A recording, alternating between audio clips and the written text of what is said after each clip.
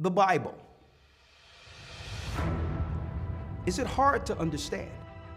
When it comes to reading the Bible, the first thing that comes to mind is the fact that this is the Word of God. The seals have been broken, and the truth is here.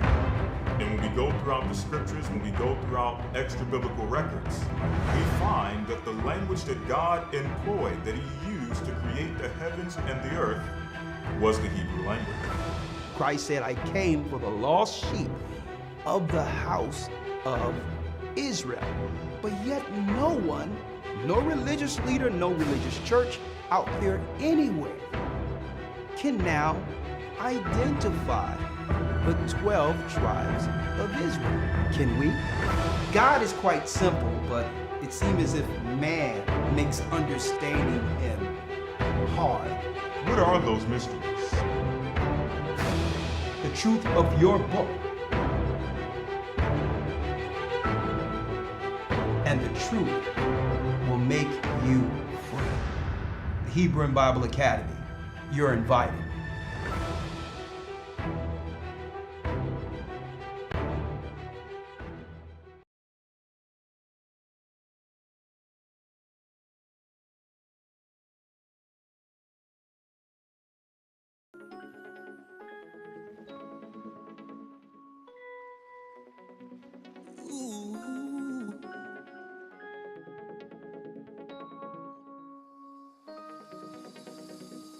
Living in a strange land where we don't belong.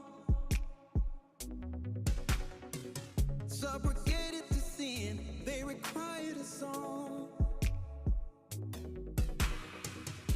They came to our shores, took us away. Once kings and queens, relegated to slaves. Oh, bring me home. Take me to Georgia, over the water.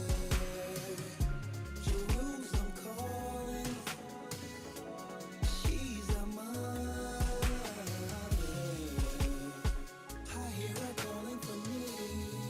She's calling, exiled in Babylon, all alone. He's coming to me, I'm remembering. It's in Deuteronomy. I'm praying to God, come set us free. Set us free. The nation's programmed our brains to look the other way. We were lost and ashamed. Living confused with no hope. Walk around with my head hanging low. Spirit was crying for change.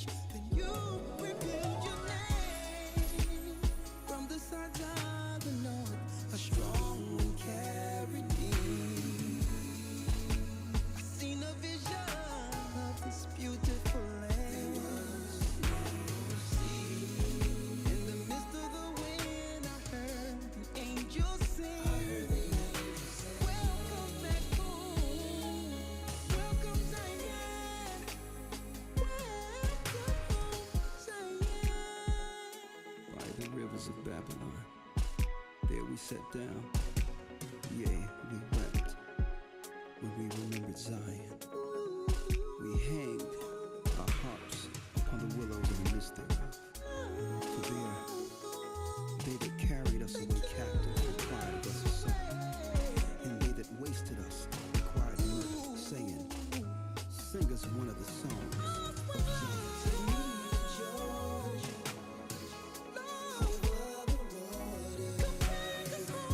Jerusalem calling, she's our mother.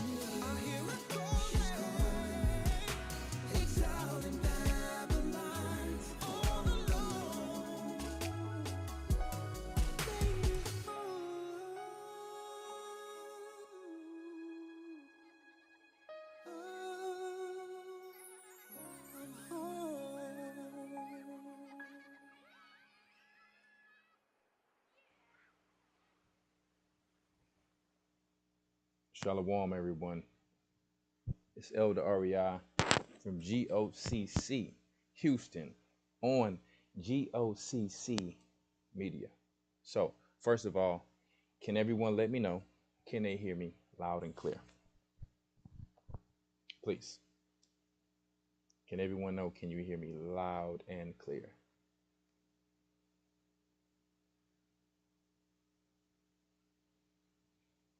I need to know. Can everyone hear me loud and clear first? Say con if you can hear me loud and clear. Con. Come on, give me some more cons. Hit the like button. Hit the like button. Hit the like button. Hit that like. As you saying con, like. Say con, press that like button. Yeah. Yeah, we just got through getting fresh, getting out the shower, because we preparing, for what we're talking about today. We're talking about the winter time, right?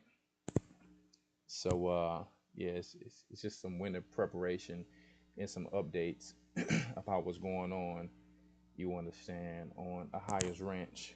So yeah, but we're going to talk about a few more things. We're going to go through some scriptures about winter preparation, because the winter is coming. Some things that we probably can do, some things that some of you may already know. This is always for those who don't know, and to also put you in remembrance of what we should be doing, right?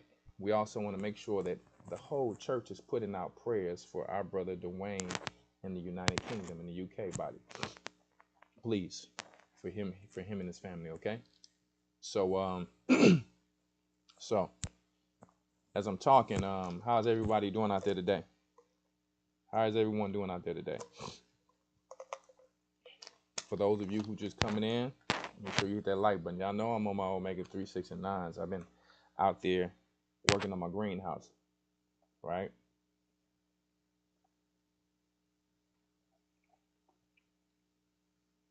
Okay, how's everybody doing?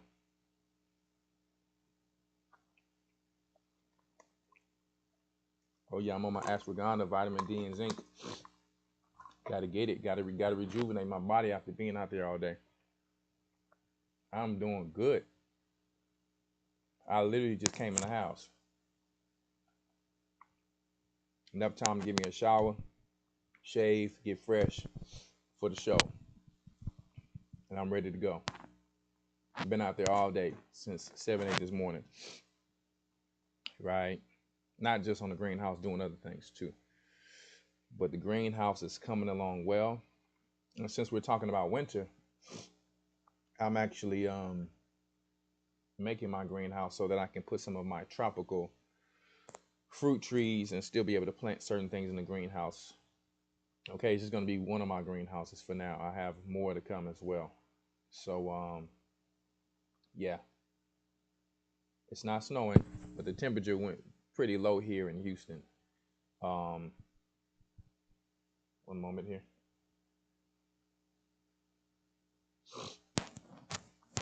Yeah, it's pretty, cold here in Houston, but I mean, it's just probably going to be for a few days. So it will work itself out. You know how they play with this weather, allegedly.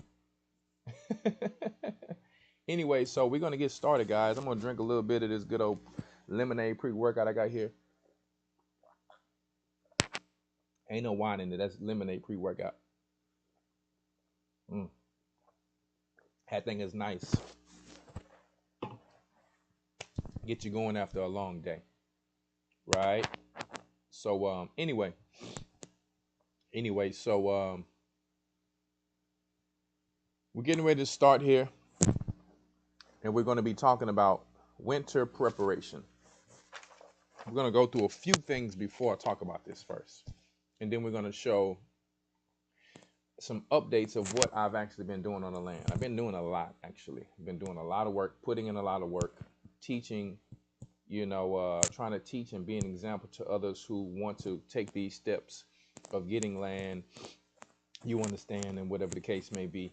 And outside of that, just making sure that people are prepping for each winter that we go through until it's time for us to get ready to go into the wilderness, because we know that this is the time that the enemy attacks. This is a time that your power can go off, your electricity, things can get shut down. We know that this is the attack that Christ was talking about, right, in Matthew. So we're going to go through a few scriptures, but first, let's, you'll understand, put a few things out there really quick. Don't forget about tomorrow's show, Elder Rawchaa on Wednesday nights. Don't forget about our brothers from the Indian tribes on G.O.C.C. Media, Elder Rawchaa show on G.O.C.C. Media, and our Patreon on G.O.C.C. Media. Don't forget about that Hebrew and Bible Academy as well on Sundays. Okay, so you understand where you're going to learn more than you learn in these colleges, in these universities, in these schools in your entire life. Okay, so one moment. I'm just making sure everyone can hear me.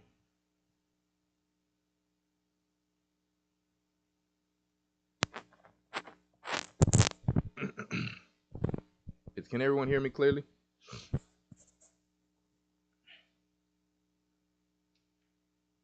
Let me check my mic. Someone says my mic is making noise.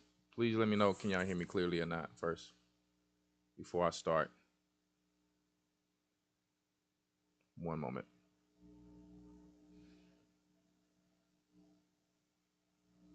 One moment.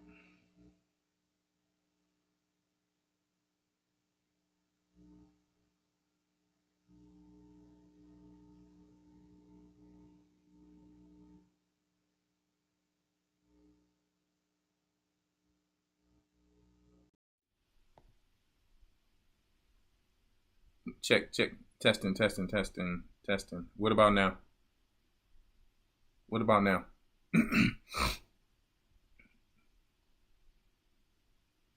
What about now, guys? All clear now? Okay, we can roll with this. We're going to roll with this. I'm sorry about that. That's why I want to make sure before we start that we are, we in the game. Thank you for some of you sending me text messages, making sure that we are loud and clear. Okay. So anyway, there's some things that's been in the headlines that I want to talk about. So thank you, Elder Dale. There's some things that I want to talk about that's been in the headlines really quick. And I'm going to try to say, things the best way I can, because we want to make sure we keep this page. Okay. And everything that we go through, you understand, is going to be fair use, as you know. Right? So let's give me one moment here. Let me pull up this. Let's pull this up. Okay, one moment, guys. You get that scroll bar. So we dealing here right now. I know you guys been seeing this in the headlines before we go into our winter preparation. Now, I think Elder said he was going to show the whole interview of what Kanye did. I don't know which one he was going to show. But boy, if y'all have not seen the Drink Champs interview, man, you understand our brother is, trying to transition. He don't know everything, but you understand we got to keep our brother and any other brother no different than the rest of us that's in this walking in this fight in prayer. Because for me personally, as a man, I'll say this. All of these rappers, even when I was in the street life, this is what I realized, what I was learning when I grew up. My stepfather taught me one thing before the truth. He said, you pull a man to the side, don't matter how big he is, none of that. You pull a man to the side, just you and him alone. Okay. And that's when you're going to figure out what he's really about. Because you know that when you were young and in school and there was a crowd of people around, you got some of these brothers who like to yell loud, but really what they're yelling loud for someone to stop the fight, do this. And I'm not saying this because I like to fight. I hate to fight.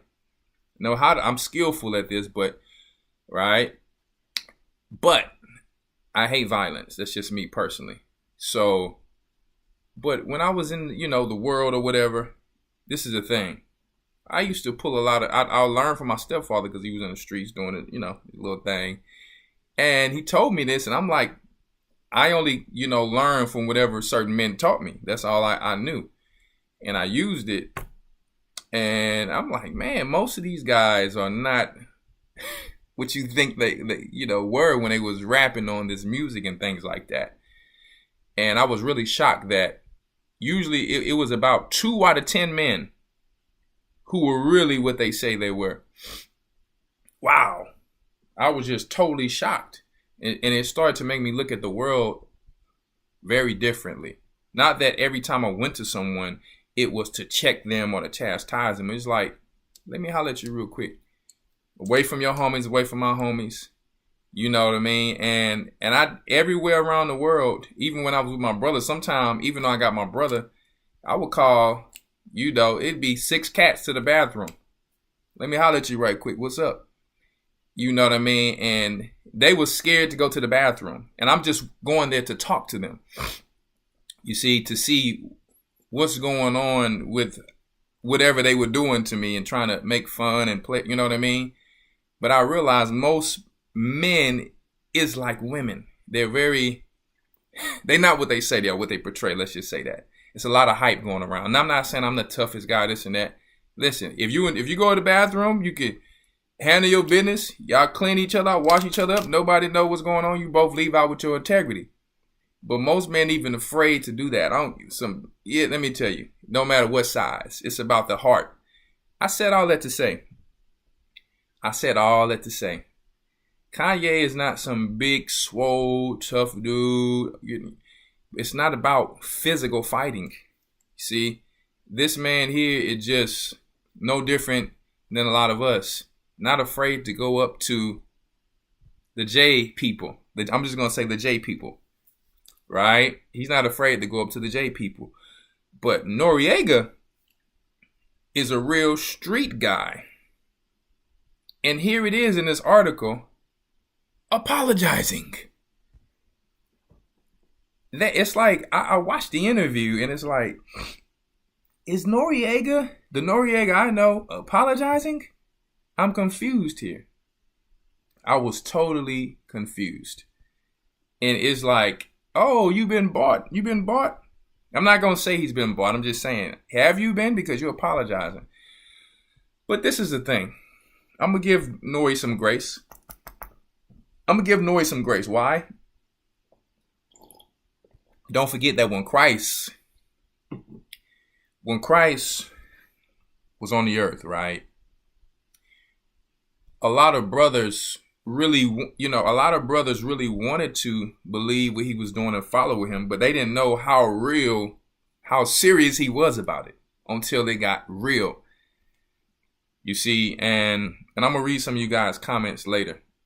But Peter, for example, he said, I'm not going to deny you. We riding all the way. When you having those conversations with just Christ, but when you get to the real nitty gritty, see who going to be down. And that's why I'm not down in Nori fully. I'm not down in fully Nick Cannon. I'm not fully down in Ice Cube, whoever the case may be. I'm not down in Jay Prince. You understand who was the people with Ja Rule, Murder Inc. I'm not down in these people, Suge Knight, because they actually came together to try to do a distribution deal. You see, now Pimp C was a part of it too, but he was too loud with it. You got to know how to be wise as a serpent and harmless as a dove. And Kanye is kind of doing the same thing as Pimp C. Am I saying he's wrong? No, every man's going to fight according to whatever way he wants to fight. But I'm just going to go according to scriptures. Like Elder Rawchaa said, you can say that we are who we are without saying who they are. You don't need to you could just ignore them. All right. And let people question, why does he keep saying that? You see what I'm saying? So, but let's get back on subject. I'm not going to down these men fully. They don't fully understand this gospel and what's really going on. They're still lost too. You got to keep in mind about that. Nori was wrong for what he said.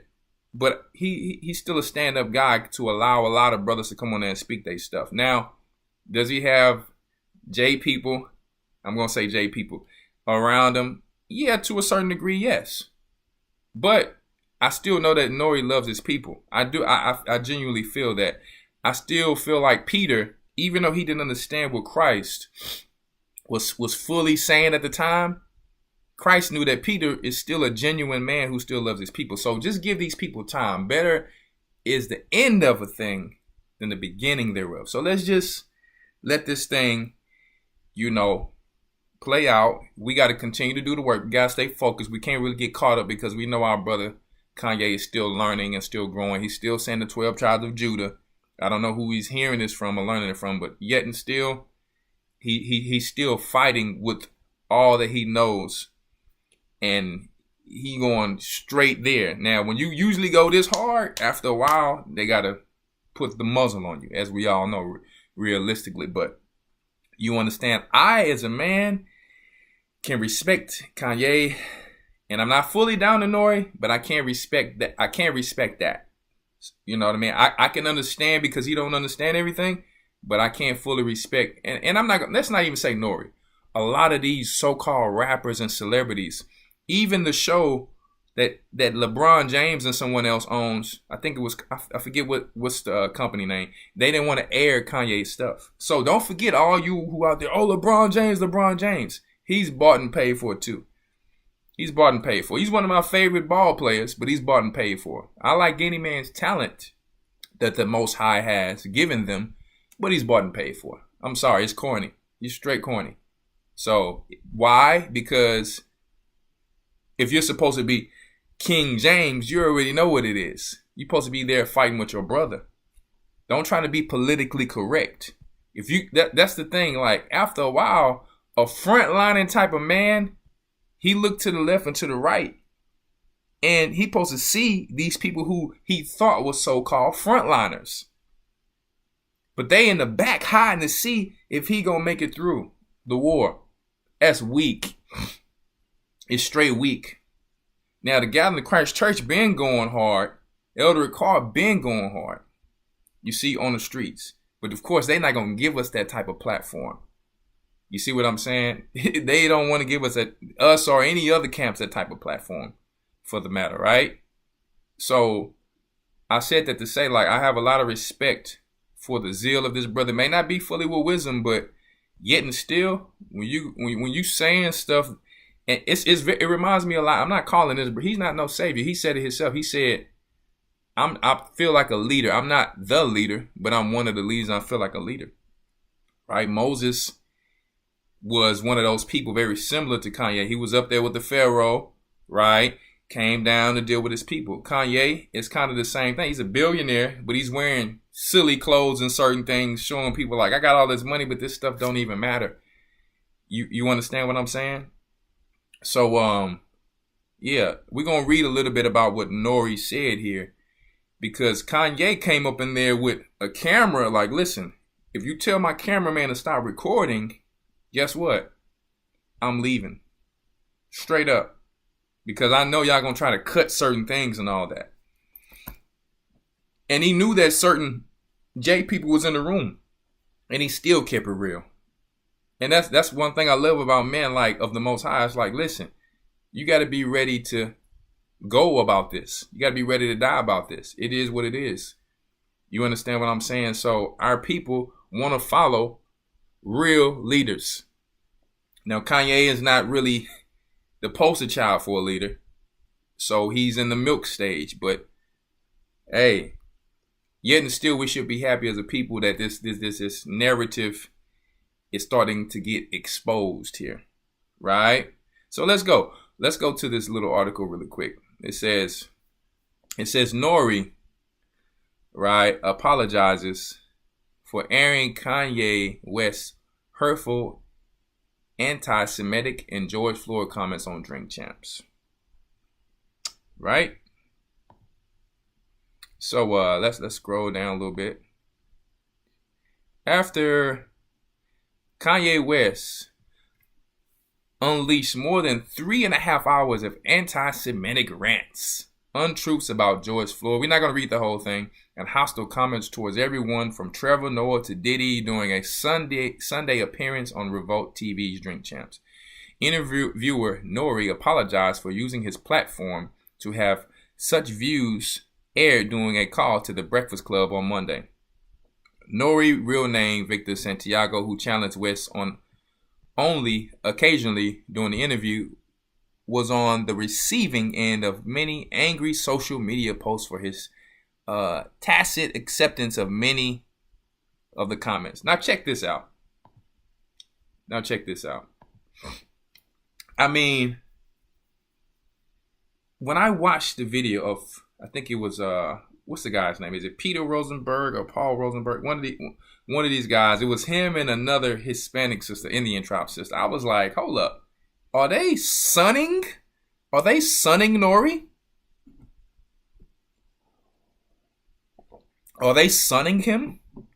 Because Nori said, you know, I wouldn't have had this Drink Champs if it wasn't for you guys. I'm like, and it's like there was his handlers or something. They was talking, and then you had another guy named DJ something, I forget his name, a black guy coming on there. Y'all didn't try to think about this to take it down or do this and that before y'all did that. It's a black brother too, soft.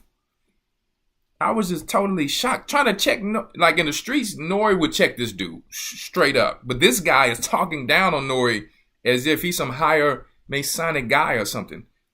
And Nori's like, yeah, I know I messed up. I dropped the ball.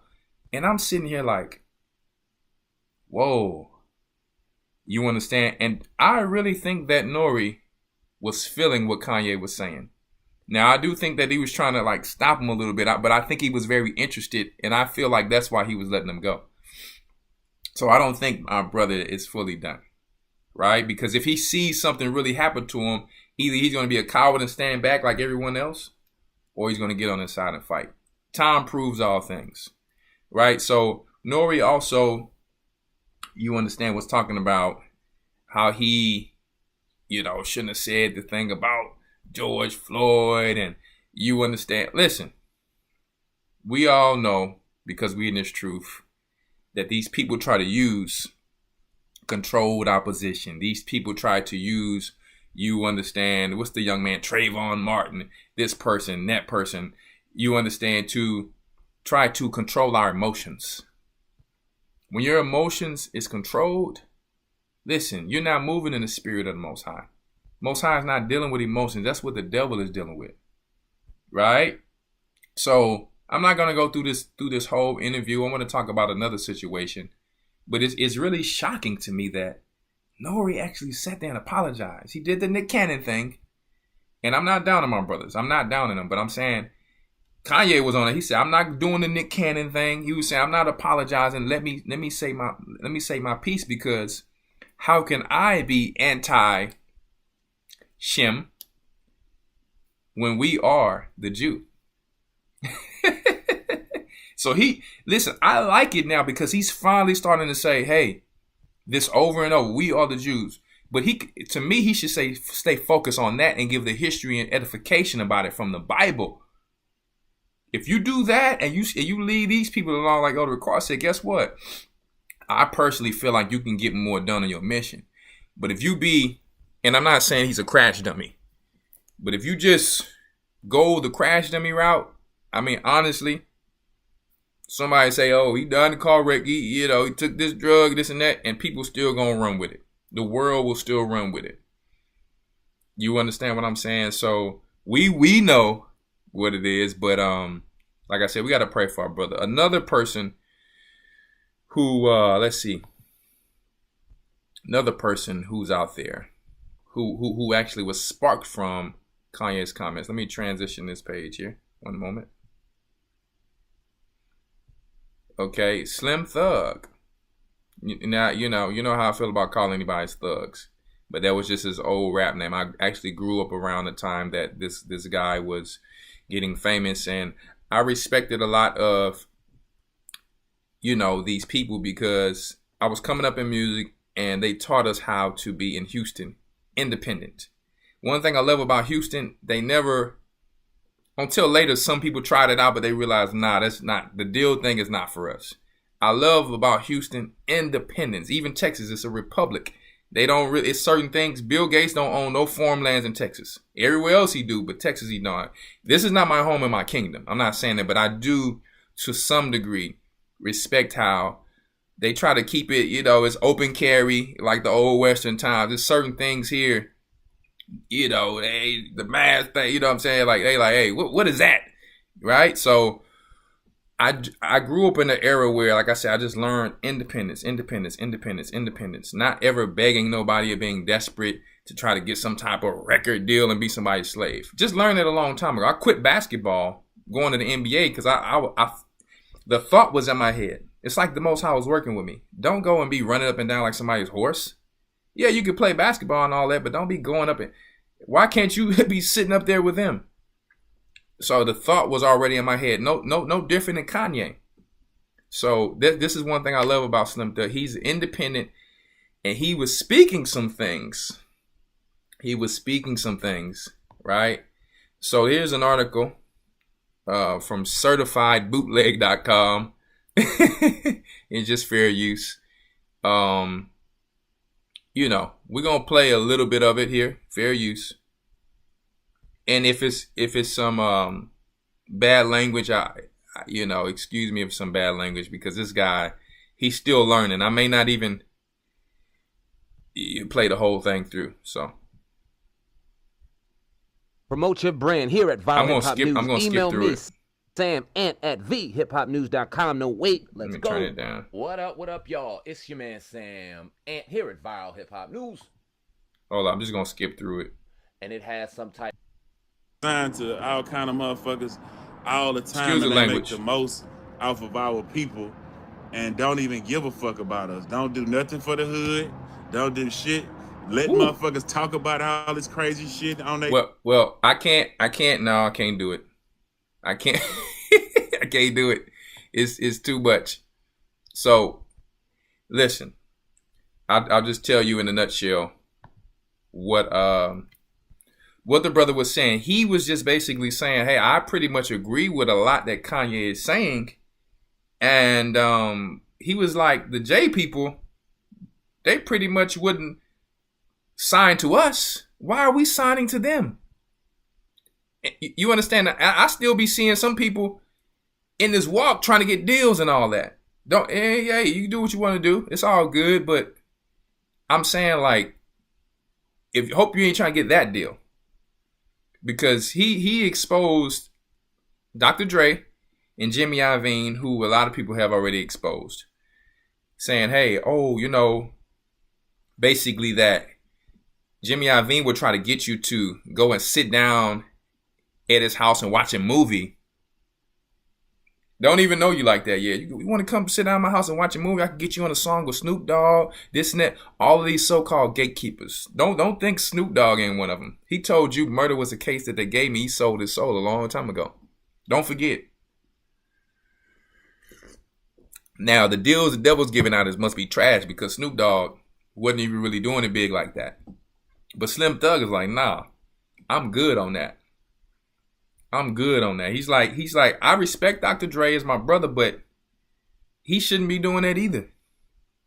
He shouldn't be, you know, when you come to spend, you know, not spend a night, but watch movies at Jimmy Iovine house and Dr. Dre there. I know y'all done heard about Dre. We heard about Puffy and Dre. So I'm saying that's what Slim Thug is trying to say. Hey, listen, what's going on where we need to come to your house and watch a movie to get a record deal?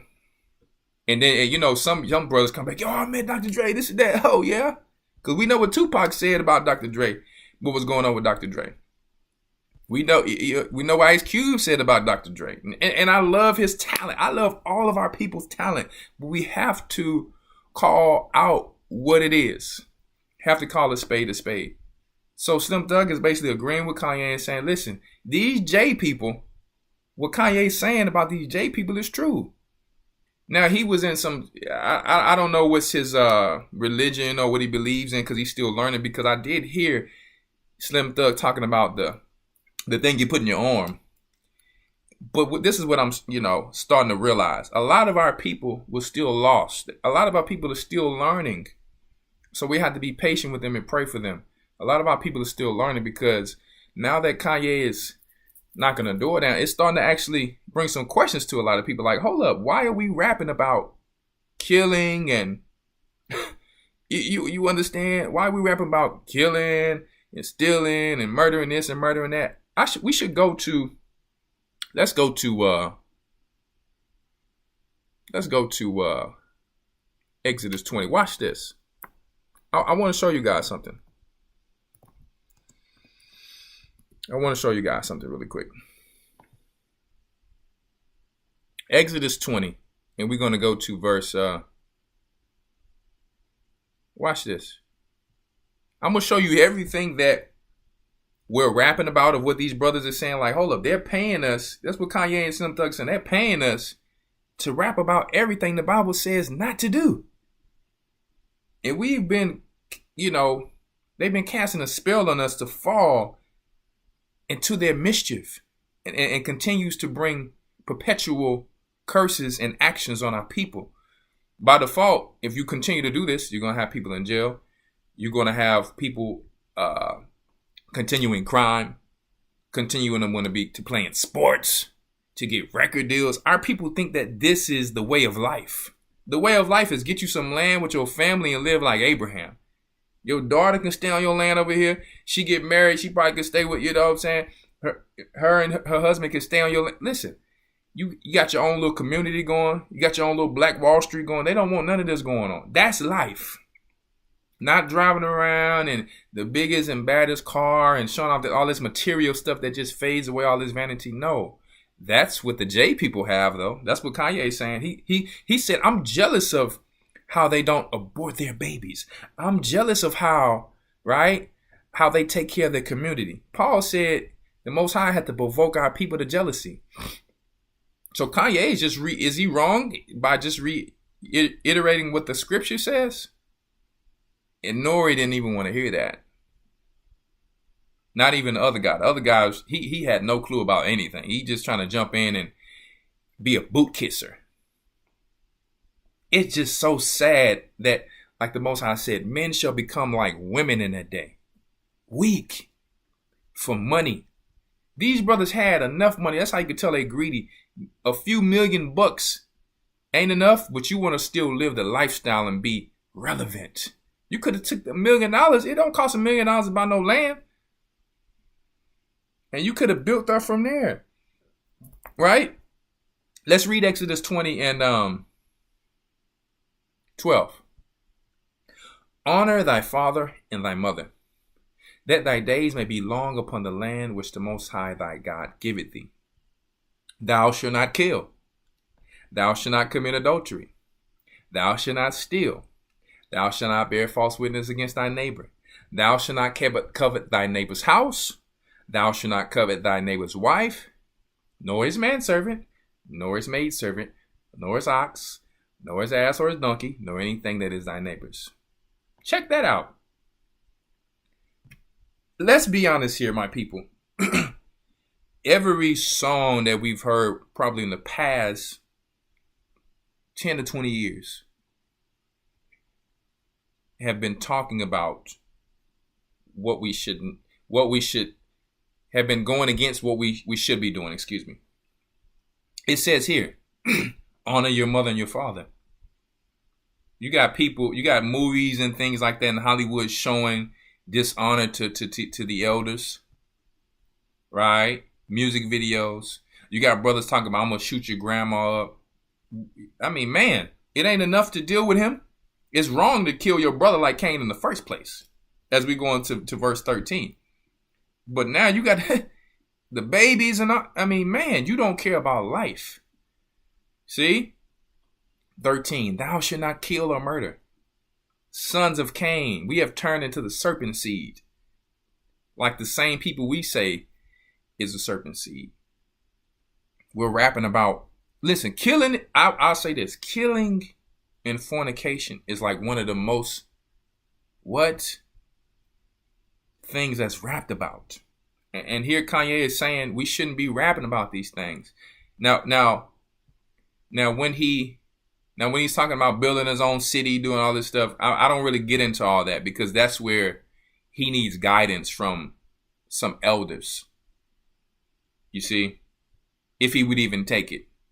So I'm just saying, I don't get into all that. I get into however the Most High is using him and what's on his mind at the time, right? Now, so it says, thou shalt not commit adultery. I'll take your B and your wife and your girl, even the R&B songs. What your man got to do with me? I got a man. Listen, I went all the way back, huh? But all the songs, he can't love you better than I do. We can listen. Who's writing these songs? You see what I'm saying? Who's writing these songs?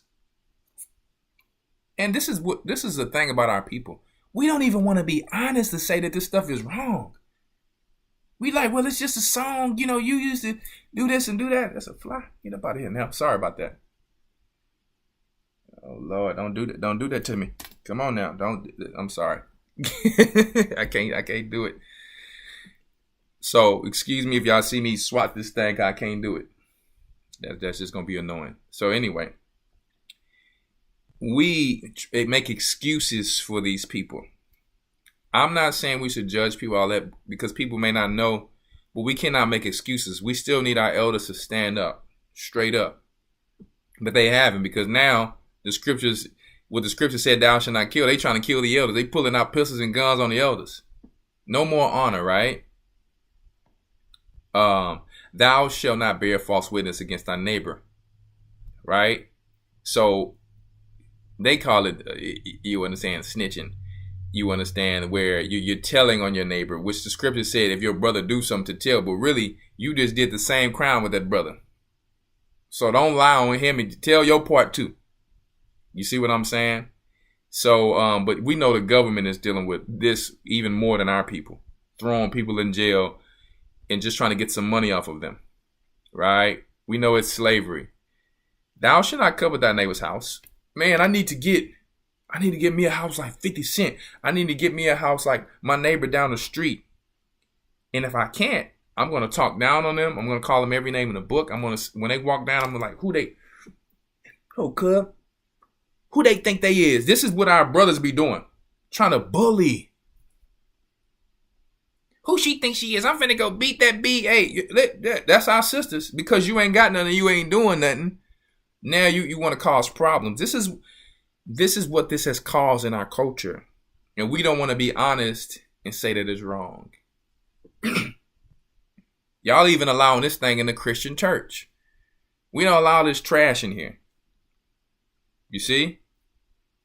Thou shalt not covet thy neighbor's wife.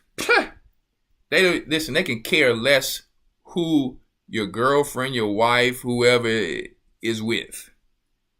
They will still try to bring her roses and all that while she's at the job. And it's like, the woman's simple as a day is old, taking, oh yeah, somebody gave me roses today just because she could feel good. No, deny them. I have a husband. I have a man. No, thank you. In Babylon, it's so many women actually taking that stuff, still taking numbers. And men, simple as a day is old, allowing her to take numbers. No, common sense to tell you, you've allowed some type of temptation in your mind, a seed to come in you, to eventually, if you get mad at this dude one day, for the plant to grow. And then you're gonna be opening your scissors, and now you got baby mama drama. Ghetto. All of these things is in the music promoting this. All of this reality TV, right? Where we at here? Nor is man's servant, nor is maid's servant, nor is ox, right? Nor any of the things that the Most High have blessed him with. You're supposed to be loving your neighbor as you love yourself, guys. You see what I'm saying? So we got to get out of this type of thinking, and this is what people start to realize, like, we're not getting any better. Ain't nothing changing in the hood. Why are these J people still giving out record deals for our people to talk about the same stuff? And if you are a man of the Most High, a woman of the Most High, and you sitting there still bigging up some of these people, I'm not telling you go judge people or down them, and still bigging up some of these people, I'm going to be honest with you, you ought to be ashamed of yourself. We will always love people's talent, but let's keep it real. How is this helping us?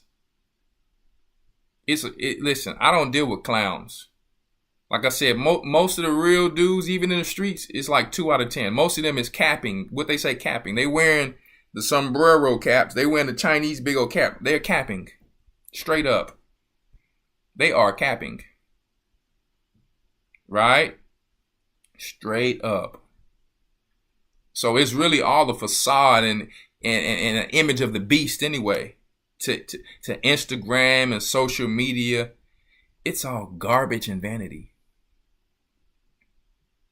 You know what I mean? You 50 years old, 60 years old, still trying to find a wife. Are you kidding me? Because you want to play around and not do what these scriptures said here. You was fornicating and committing adultery and doing all this stuff. I think I'm ready to settle down now. You living with a person for 10 years, 8 years and said, we thinking about getting married. Are you simple or what? You're married. Your kids looking at you like, I thought y'all been married. I thought we been married. I'm calling you mom and dad. What's going on here? Our people have lost it. And let me tell you, that's straight simple because the kids get it. They're like, what? Y'all ain't married? What's going on here? So we're going to get off of that, man. We got to go into the winter preparation. But I thought I'd bring up some topics about what has been going on out there. You got Lil Boosie. Listen, I believe some of these people love their people, but I believe they don't know how. Our people have a zeal for the Most High and some of their people, but not according to knowledge. They get caught up in this Democrat thing, and Kanye hates white people because he puts out White Lives Matter. He's trying to get your attention to make you think. And I'm not finna be falling for every little, you understand, thing he may put out. You understand? I'm not worried about that. But what I'm saying overall, however he's using his bait, that's on him. But it's so simple how some of our brothers just jump to conclusion before understanding anything. T.I. is not an activist. Trader Truth is not an activist. I'm just keeping it real. And I have nothing against these brothers, and I'm not trying to downplay them or their name. They're not activists. I'm sorry. They don't speak for our people. You see what I'm saying? These people are not activists. Because you'll see a video with Boosie doing something straight with some fornication or something, with his children, and T.I. the same thing. And then they need help later and want the community to back them. See? Y'all got to listen. That's like I told y'all about a week or two ago. Let's stay focused. Right? So we're going to go into this winter preparation, man. We just had to talk on that because it's just a hot topic right now. And the only reason it's a hot topic because it's involving us and our people. Right? So, anyway. So, we're going to go into Mark 13 and 18. Okay? I'm going to go to, y'all get that, Mark 13 and 18. Let me check my phone and see. Has this video that we're going to be showing tonight uploaded really quick. It's getting there. Okay. Going to Mark 13 and 18. Ooh, that thing hot. Okay. You ready?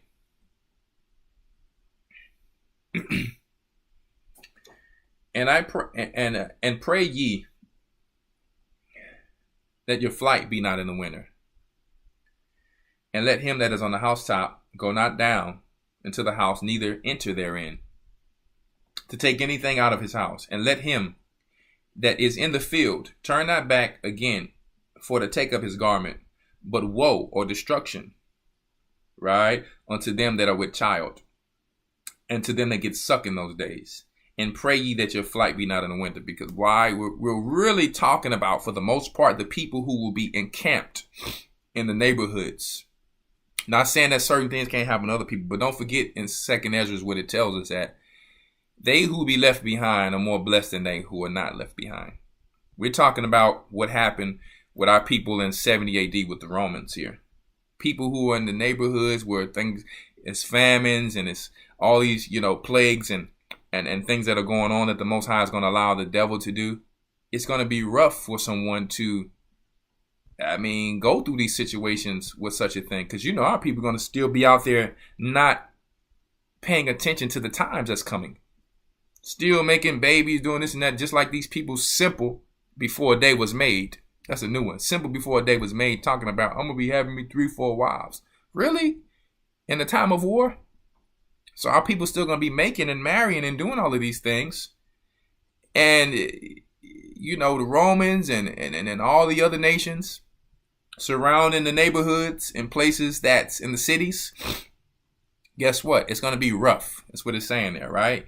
For in those days shall be affliction, such as was not from the beginning of the creation of the Most High unto this time. And he's serious about that.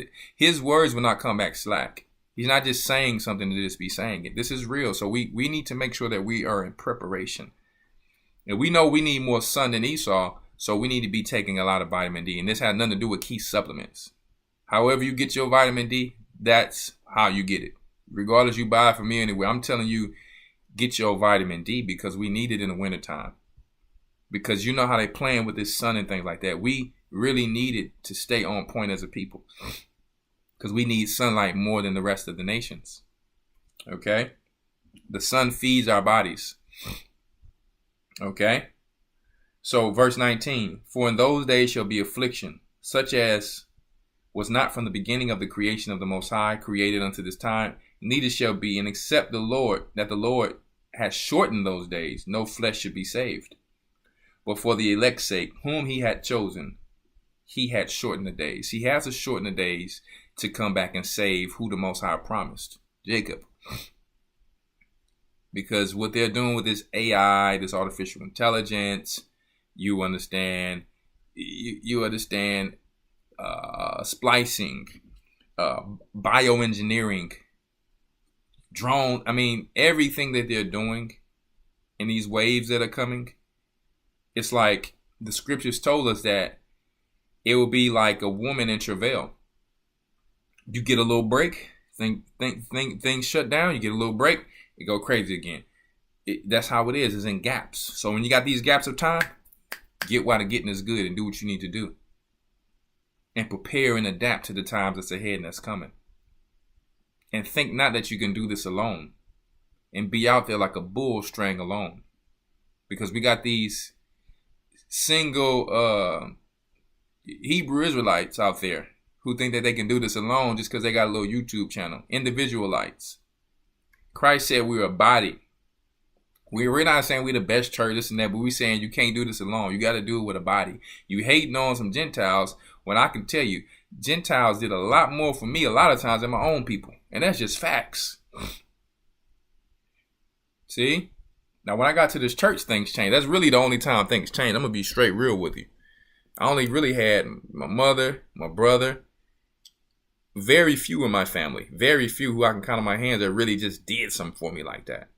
This church, these people in this church have been there for me. The real ones. You got people who still learning, but I'm just saying. So, yeah, that's what I was just trying to, emphasize there. Right? We cannot just forget that you may need someone. You see, don't forget, you got to be a peacemaker around here because you may need someone in these times. Okay, verse 20, we're going to go to verse 21. And then if any man shall say to you, lo, here is Christ, or lo, he is there, believe him not.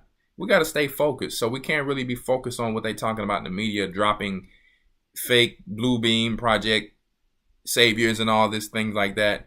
And these new guys who come up to be saviors and stuff like that, but they be doing drugs, this and that. Listen, no. Okay, let's go to Timothy 4:21. Timothy 4:21. Ooh, that's nice. Timothy 4:21. And the Lord shall deliver me from every evil work, and will preserve me unto his heavenly kingdom, to whom be glory forever and ever. Amen. Salute Prisca and Aquila and the household of Onesiphorus.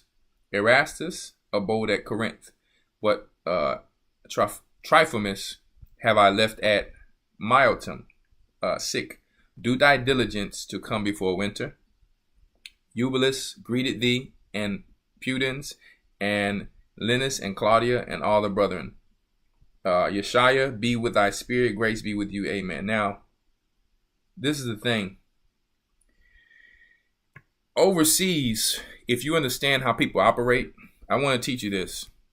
When you live overseas, regardless, when you live anywhere on the Mediterranean, around the Mediterranean, even over there, they really operate spring, summer, and fall, preparing for the winter. Because a lot of these places, like tourist places, things are really shut down for the winter time for the most part. So if that's the side of the world we're from, we really got to start understanding if we're going to go back to that world. His name says it all, doing drug. I don't know. Anyway, stay focused. So we have to prepare ourselves to start living like this again, because everything is kind of going back to, you have to make things from scratch. I mean, listen, the other day we needed some cooking cream. Okay. Had to make it from scratch because I don't eat anything with carrageenan in there. I don't eat anything bioengineering. I just don't do it. And we know how to make a lot of stuff from scratch, but we just had never really had to make cooking cream from scratch. But guess what? The pasta ended up coming out even more better. Right? So we have to start preparing ourselves for things that we're going to need in the winter. Storing up your grains. You can get those big totes. You can get the 5-gallon buckets. You get your Mylar bags, right? So we have a video on my bodybuilding channel where people are showing you certain things on there, and we can actually get someone to come on here. I'll do an interview with someone on here to show people how to do it, of those who don't know how to do it. Regardless if you know how to do it, we still have to show it for new people who's coming on here. By the way, we're going to be showing some cooking stuff from Sister Shauna and a few others very soon. Most High willing next week. So she's going to be showing how to cook some of that good Jamaican food that we were talking about last week. So I might even actually post a video update just to remind you guys that she's going to be cooking some good food there. But anyway, let's stay on subject here. We have to prepare for the winter. Okay? Because, listen, when you live by the sea, it gets cold. I mean, it gets really cold. And they build a lot of their buildings over there with brick. They last long, man, but it gets cold, right? So, Proverbs 6 and 6 through 8. Be smart like the ant and prep. When I look at these ants, the bites that they give and how small they are, and the work that they do, how small they are, they stay on their grind. The ant stays on his grind. And the ant is like David against Goliath when he bites you. He is not playing. Right? So we got to be like the ants, like the scriptures told us, right? It says Proverbs 6 and 6 through 8. Go to the ant, thou sluggard, you lazy person. What you so lazy for? He said, go look at the ant, one of the smallest parts of creation. He's way smaller than you, but he's a better grinder than you. He got more faith than you. Because an ant got to follow order, has to work together with a body, and he can do something alone. He can bite your butt alone. He ain't afraid. Listen, you mean to tell me ants is more brave than men? More hardworking than men? That's what the Most High is trying to say, right? Go to the ant, thou sluggard, consider her ways and be wise, which having no guide, overseer, or ruler. We got people talking about, I'm a king, I'm a prince.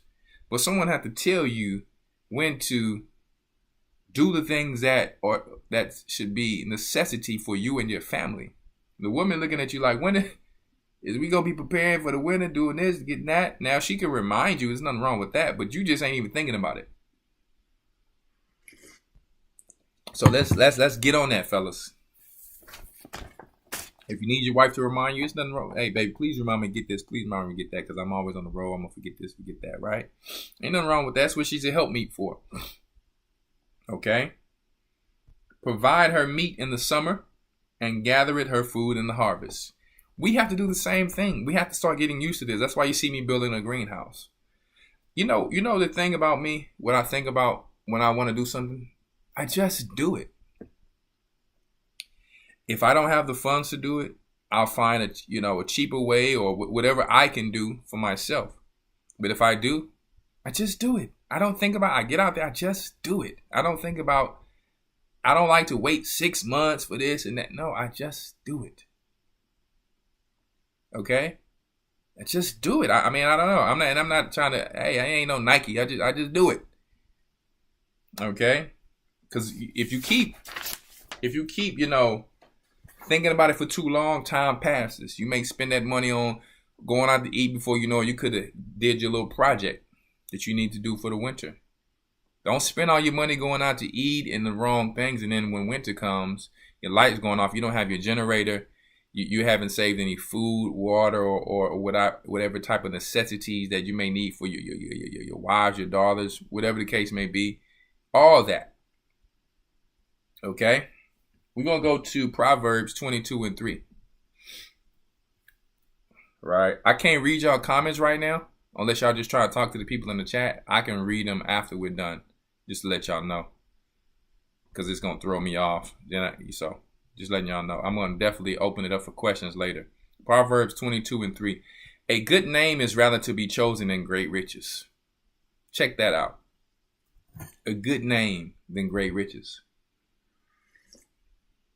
Like our brother Kanye, he's like, listen, I'd rather go out fighting for my people than just be sitting up here like a billionaire. What is that doing for me? How many billionaires will be walking around in these crazy boots and clothes that Kanye got? He's showing you that this money ain't nothing. It ain't what y'all think. I'm up here and they trying to shut my bank down, do this and that, and I still ain't happy. I can't have my kids as a billionaire. Because you're a child of Jacob. So better is a good name than to be focusing on just riches. Let's focus on the riches in the kingdom. And it's not just something we're saying. If you've been around the world and you are greedy and you keep chasing lust is never satisfied. You haven't learned that yet? If you're a greedy person in food, you will always want the next best thing. Anytime they come out with a new colorful food or this food, you will always lust over it. If you're a fornicator, you will always need the next best woman. Oh, I got to get all nations. I need to have the Chinese. Some of us used to be crazy like that, right? You will always need the next thing. When you got a car, you're never satisfied. I got to have always the next new car that comes out, the next new iPhone, this and that. And I'm not telling people what to do. Some of these things people use for purpose and tools. The scripture says, use the world, don't abuse the world. I'm saying this for people who may be spinning their wheels and you look up and still don't have nothing because you're focusing on too many bills and things that don't matter. Get yourself and your foundation right. And then if you want those things, if it's necessary for you to use them as tools, so be it. Right? It ain't nothing wrong with having nice things. That's not what I'm saying. I'm saying like for those who don't know how to have purpose is what I'm saying. For those who don't know how to leave behind a legacy or things for their family, it's because you're spinning your wheels trying to keep up with the Joneses. Start thinking in your mind, I need to prepare for the winter. Start thinking in your mind, listen, and y'all probably think Elder is crazy. I buy new clothes, right? But a lot of times when I'm buying clothes, I'm like, I really like to buy them to make it last for a long time. And every time I have it, people always think I got something new. I had this jacket for years, but I only wore it a few times. I had some jeans from when I started in the truth 13 years ago, and they still looked fine and brand new. I don't spend my money on, and do I have more jeans than that? Of course. But I'm saying I have shoes that still look brand new because I make sure I don't have to keep buying vanity. I just don't care about it. That's not what makes us. I want to focus on what we didn't have in the curses. Spending money and time on that in our families. Okay? these other things, like the scripture says, the Most High gives you that. If you think like the Gentiles who's focusing on these things, guess what? You're going to keep spinning your wheels. That's why he said, don't follow the ways of the heathen, or you're going to get caught up. Right? All right, let's continue here. Proverbs 22:3. Proverbs 22. Let's go back to verse 1. A good name is rather to be chosen than great riches, and loving favor rather than silver and gold. The rich and the poor meet together, and the Lord is the maker of them all. A prudent man foreseeth evil and hideth himself, but the simple pass on and are punished. They get caught slipping. That's what the scripture is trying to tell us. They get caught off guard. Right? Unexpected. The unexpected things come to them. Their oil in their lamp runs out, and they never thought to save some time to have some oil, just in case things shut down. You see? So we gotta be wise. Here's what the scripture is trying to tell us. A prudent man foreseeth the evil. So when you see the evil coming, what they talking about on the news, the family, this and that, you thinking, oh, we don't watch the news, that stuff ain't real. We get it that a lot of the media is not this. But if they're telling you certain things like that, let me tell you, before they do a lot of things, they warn us, even in the news and these rap videos. So let us always understand that as people of Christ, we have to prepare, right? The simple are going to pass on to be punished. Who are the simple? Sad to say, is the people in our neighborhoods who are worrying about entertainment. We are the great entertainment. Even Slim Thug was saying, we're great entertainers, but if we can't own our own entertainment, what's the purpose? I mean, personally, I love our people's entertainment, but I don't care that much about it. I'm going to be honest with you. That's not all I care about. I would like to see more men trying to do what some of these J people do, like Kanye said. Understanding how to read your contracts, or getting the money to find somebody to read it so you could pay them. Like just the mindset of how to build a kingdom and how to, be self-sufficient and have your family. The J people, they will, right? For those of you who don't know who the J people is, Revelations 2:9 and 3:9. Okay. So, like, we talking about the J people. I just rather say it like that. Right? They will pack their lunches and eat their own food.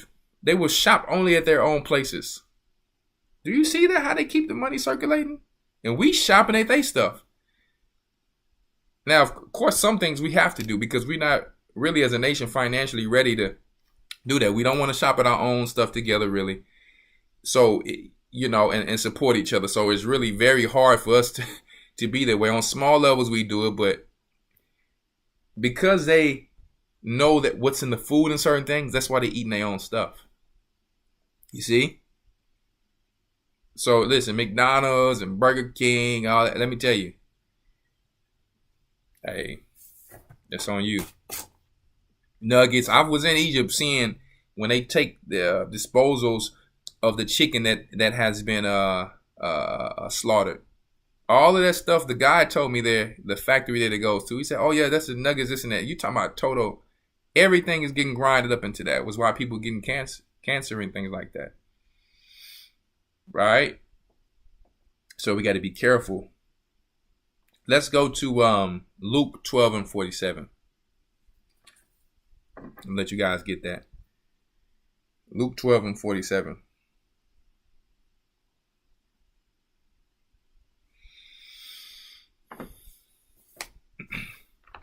Of a truth I say unto you, that he will make him ruler over all that he had. But if that servant say in his heart or his mind, my Lord delayed his coming, and shall begin to beat the men servants and maidens to eat and drink and to be drunken, the Lord of that servant will come in a day when he looketh not for him, and at an hour when he is not aware, and will cut him in sunder, cut him in half, and will appoint him his portion with the unbelievers. And that servant which knew his Lord's will and prepared not himself, neither did according to his will, shall be beaten with many stripes. But he that knew not and did commit things worthy of stripes shall be beaten with a few stripes. For unto whomsoever much is given, of him shall much be required. And to whom men have committed much, of him they will ask the more. I am come to send fire on earth, and what will I, if it be already kindled? Woo! But I have a baptism to be baptized with, and how am I straightened till it be accomplished? So check this out. We cannot be just spinning our wheels, wasting our time. They can be like, Christ comes back like, what have you been doing? You need someone to tell you to take care of your children. You need someone to tell you to take care of your family. Oh, hold up. You can't take care of yourself. You definitely, and you asking for a woman. By the way, we have in the men's meeting in Houston, the men's conference on Thursday to help some young brothers of things they may not have had growing up, to help to boost them, not just for wives, but how to be men of the Most High. We got to start having these workshops and building. The sisters been having their little tea parties, building the sisters up and all that. That's beautiful. We got to build the people who we possess, the people who we wake up. We can't just worry about always, you understand, the people who, we're waking up and street preaching and right, all the converts. We still have to be able to keep those who we have gotten and build them up. If they keep falling away and all this, what was the whole point? Just getting people. It's not about the number, right? It's not about what they say, quantity. It's about quality, right? So we're going to build our brothers up and help them, because some people have not had an uncle or a grandfather or father or stepfather, whatever, in their lives. See, or mentor, whatever you want to call it. Mentors is needed for every man of the Most High. I promise that. Any man think I can do it alone, I did this by myself, I'm self-made, is a fool. It is. Seek counsel in all things. If you're seeking counsel, to whom are you seeking counsel from? That has to be someone who has done something, who has some experience about something, right or wrong. If the scriptures are telling you seek counsel, how you going to say you self-made? Who are you seeking counsel? I seek counsel from the Lord. The Lord is not sitting, he's not talking to us. I'm going to tell you right now. That's that Christian stuff right there. He's put people on earth with experience, the gray-headed man, the hoary-headed man, and women, for us to get wisdom, knowledge, and understanding from. People who have been through life, people who have experience in their business or whatever the case may be, in certain areas of marriage, whatever the case may be, to help to continue to build our nation. See? Not just because you think you cute, stand in the mirror doing all that. No. You're a spoiled brat.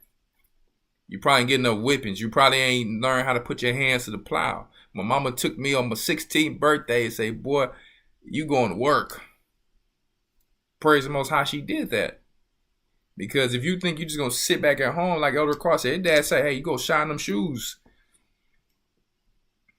If our parents don't do this, you understand, to us, then guess what? Like some people that didn't know how to wash dishes. Some teenagers don't know how to cook their own food. How you be a hunter and you can't cook? You don't know how to make a sandwich. You depending on mama to make a sandwich, to iron your clothes. I'm like, man, what is going on here? You want a wife though, huh? You want to make some babies though, huh? So you definitely ain't ready to prepare for the winter. You looking at mama like, mama, you preparing all this stuff for the winter? But you ain't doing it, brother. You there to eat up the stuff. Right? You listen. But you ready to say quickly, you ready to say in all caps, I'm a MAN. Just because you possess, you know what I'm saying? Just because you possess a bat. I'll say it like that. Right? Just because you possess a bat and baseballs. Okay? That ain't enough. That ain't enough. We got to study to show ourselves approved, right? So we're going to go to 2 Timothy 2:15 to actually show why we should be in study. If you study the scriptures will tell you how to prepare. The scriptures will tell you what to do. The scriptures will show you how to be a better son. The scriptures will show you how to be a better uncle. Scripture will show you how to be a better brother, a better husband, a better father, a better teacher, a better leader. You got to study. You can't just sit back and go through life. You got to listen. See? So when I'm talking about preparing for the winter, it's for some young men, it's steps that we must take to even learn this. You got to get on YouTube video or look at some people who's doing it in the church. You got to listen, got to study. You can't be looking at mama, for everything. Okay?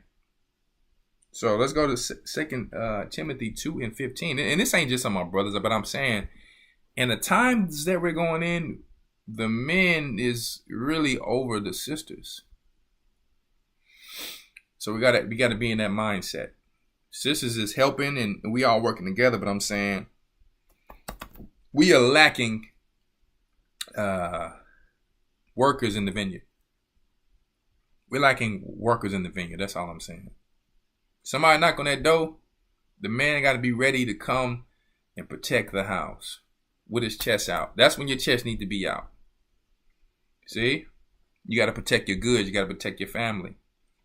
You got to have talked and had conversations with your family in an emergency. This week, we're going to do this. If this happened, blah, blah, blah, blah. I have those conversations. See?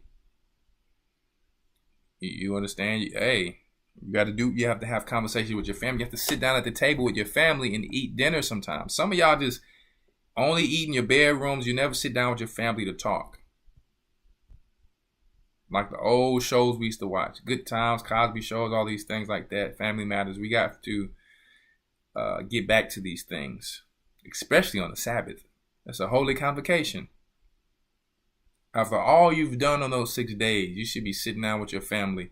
And this is no law. This but to talk to one another, find out what's going on with your kids, if how they doing in school, or there's some special influences that you don't want in your house. So you got to talk, because before you know it, that be that same kid, a teenager, right, who think they grown, and you didn't know what was going on because you never talked to them. They in the school getting influenced by Wiccans and Edomite chicks with black nails and things around their neck and black boots and black hair. Or they want to be something else now, but they ain't gonna tell you till later on because you never talked to them. You just telling them what to do, but you never talk to them. Because that's what they tell you later on. Well, you never asked. They get smart with you. You never ask. And then you sit there like, you know what? I've never asked. Now the time is too late. I don't even have the time to change this person. Or to motivate, to guide them now. We're in a time where it's all or nothing. You with this or you not? Let me tell you, I know some families out there like that. I'm an elder. I'm praying for our nation, but listen. You can't listen. I gotta tell people in Houston, you can't even have an attitude in my house. It's not even allowed. Period. My daughters will never be able to have an attitude in this house. Nobody, wives, nobody. That's where the devil can work. You better hold it together. You better get it together. We only deal with love in here. We deal with learning how to figure out and solve problems. We deal with working together. That's it. That's where we need men to dominate at. To dominate, take your house back and put it in order. If you have to say I'm the man, that woman, hey, y'all need to pray together. And you probably can't pray together if you got to say I'm the man. That's that same spirit every time you read the scriptures about the wicked woman, that she thinks that's talking about her. If she thinks that's talking about her, sister, you need to fast and pray. Because you shouldn't feel like that. You should feel like you're doing what you're supposed to be doing. Already, you know what's in the scriptures already. You shouldn't feel like that's even talking about you if you're doing what you're supposed to do. Sometimes you have to read that scripture to remind yourself. Make sure that ain't me. If you can't, I'm going to be honest with you. You're not fit for the kingdom of heaven. You could say Elder Rawchaa. is rude. He's controlling. Listen, you right, I'm controlling. The Most High is controlling. When he speak, the waters moved. We're made in his image. We're his shepherds to shepherd our people. Right? We're here to fix marriages. We're here to, like Christ said, I come to divide evil and good according to the scriptures. If you fit the image of the Most High, you're going to do what it says here, right? We need, listen, we got to remember that. All right? We just got to remember that. Now, we went off a little bit, but it's very important to understand a nation divided cannot stand, and the house is soon going to fall. If a man don't have his house in order, it's going to soon fall. Okay? We got to be focusing on family to know who we labor amongst, not just in the body, in your family. Know your children. Know your wife. Know your husband. Know each other. 2 Timothy 2:15. If we suffer, we shall also reign with him. If we deny him, he will also deny us. You're going to reap what you're going to sow. You don't prepare for the winter, you ain't got nothing for the winter. If we believe not, yet he abideth faithful, he cannot deny himself. Of these things put them in remembrance, charging them before the Most High, that they strive not about words to no profit. We ain't wasting time with stuff that don't matter. Right? But to subverting of the hearers. Study to show, this is what we're trying to get to right here. Study to show yourself approved unto the Most High, a workman that needed not to be ashamed, rightly dividing the word of truth. But shun profane and vain babblings, for they will increase to more ungodliness. Right? And their word will eat as do it a canker. Don't waste your time on things that don't matter. On foolishness and trying to be deep with people and break them down because you're already young in the truth. Study to show yourself approved. Take your time and learn and be patient. Drink your milk, and eventually you're going to be eating meat. You don't have to try to want something, because the Most High is going to give you whatever you put in. Whatever you put in is what you're going to get out. Whatever you put in for the Most High is what he's going to give you. The Most High is a righteous God. Some of us been through things in the world. I slept in my car before. See, I was in the cold, crying. Listen, I've been in the world before. I know how that feels for the hard times. I grew up in a shack with chickens, a small shack in Louisiana. I grew up. I am a child of Israel. I grew up in the curses. See? And I'm not afraid of it, because that made me who I am. But why am I saying this right to you right now? As much as we've been through, we don't got time to be playing on games and wasting time. Did the Most High come and rescue me when I was in my car? Nope. Did he come and rescue me in all these situations? Nope. When I was in a car wash, couldn't find a job, I had to get coins out of people's car and all that because I ain't had nothing. See, when people see you on the top, see when you do all of that, they don't know what you've been through in life. They don't know what you've been through, man. See? And listen, I'm not ashamed of nothing, because I know what I've been through, and guess what? It's probably some things where a direction the Most High wanted me to go through. He probably wanted me to go through this patience to come to this point now, to build me up of who I am. He wanted Moses to go through the jail and the prison. He wanted him to go through all of these things. He wanted Joseph to go through getting probably hit in the jaw by these Arabs and going through these times, because it's going to build character. It's going to build the person who he was to be able to be the prince of Egypt. For Moses to come back and lead his people. See? We had to go through all of the things in life. I had to go through getting bullied and jumped and learning to fight back and grow up in the hood. You know why? I can come back to the hood with no fear. They can talk whatever because I'm coming to prophesy and wake my people up now, because I understand them. I had to go through these things to feel and understand my people. If you don't go through nothing, you just come from the theologian seminary college. You know something on paper a little bit, really not nothing, but you ain't really been through nothing to understand your people. So Moses had to come down to understand his people. You see? So these things that we go through, gold being tried in the fire is important. We was gold being tried in the fire before the truth and in the truth. Now, before the truth is because we were sinning. But we were still going through the fire because those things still made us who we are today. See? And sometimes, young men think that they're going to get what an older man been through his experience all his life. The Most High won't even give it to you like that because he understands you don't know nothing. You have no experience. You're going to just drop the ball because you think you're somebody special. You don't know how to appreciate things. You ain't been through nothing. You think you know what I mean? You're bragging about, I got this, got that. But you ain't really been through nothing. That's that rich man spirit. But I've been following the commandments since my youth. But you ain't been through nothing, brother. Get that money up and go through something. Let me see if you can get that bread up, if you can get that money up and go through something. If you can do that and prove to me you can be as gold tried in the fire, I'm going to give you way more than what you think you have here on earth. See? I'm just saying. So, that's why the Most High said, seek counsel, right? Study to show yourself approved. I said all of these things, even though, sometimes we go to the side and we talking about winter.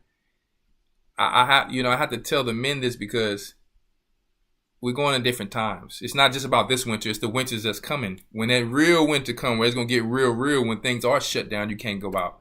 We have to be in the mindset to get our house in order to prepare for that winter, man. See? Don't forget the times where you went through these things. Don't forget them because you're going to need the skills and the patience you went through them for the times to come. See? I'll be out there running with my children, and sometimes I'm shocked at how, the agility that they have, the endurance that they have. My youngest son, I'm running, I had messed my Achilles up, but I'm finally running again, and I feel powerful. Praise the Most High to be able to run again. And I had 2 partial ACL tears in my knees. I done messed my Achilles up. I done had a back injury from deadlifts. I done had all type of injuries. Still here, still running, still patient, still going. And my son, he running. I'm like, man, he want to run in the front with daddy. So it's like, as men, we got to be great examples for our family. Sometimes we focusing so much on the world and work, this and that, and we got to do that. But we still got to have the household in order and show that love and that time. if it be the Most High's will that we can. And the sisters got to be patient, and y'all got to work together to do that. If you fighting against each other, don't think that you will receive anything. That winter will come. You can store up all the food and the water and the necessities, but because y'all ain't together, you will give each other up. You will murder one another because that's in your mind, because you're not even in order first. You are leaving Babylon physically, but not spiritually, because you're still fighting and warring against one another in this truth, in your relationships, with your children, all of that. That's how we prepare for the winter. I'm not just talking about saving no food and saving no water. I'm talking about all of this to make it through, to endure to the end. Y'all thinking just the physical. Don't ever think just the physical here. Okay? Let's go to, before we watch this video, some short scriptures. Proverbs 21:20. And I thank all of you out there who have been giving great feedback on G.O.C.C. media, this show here. It's not about me. I just let the Holy Spirit guide me. I'm nothing, period.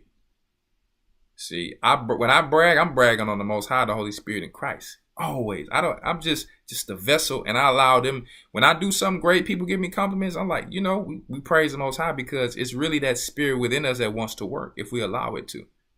Right? So it's really the Holy Spirit that's teaching you guys when our leaders is teaching y'all. Unless they think they some type of special man out there, some person thinking they some type of special man arguing about one scripture, and then you will leave the truth behind because you don't agree with one scripture. That's simple.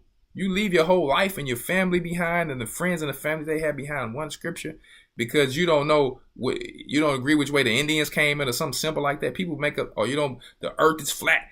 People will make up any type of offense to leave the truth. And it doesn't even matter about salvation. We need to stay focused on these things. The scriptures tell us, shun profane and vain babblings and all this talking about being deep.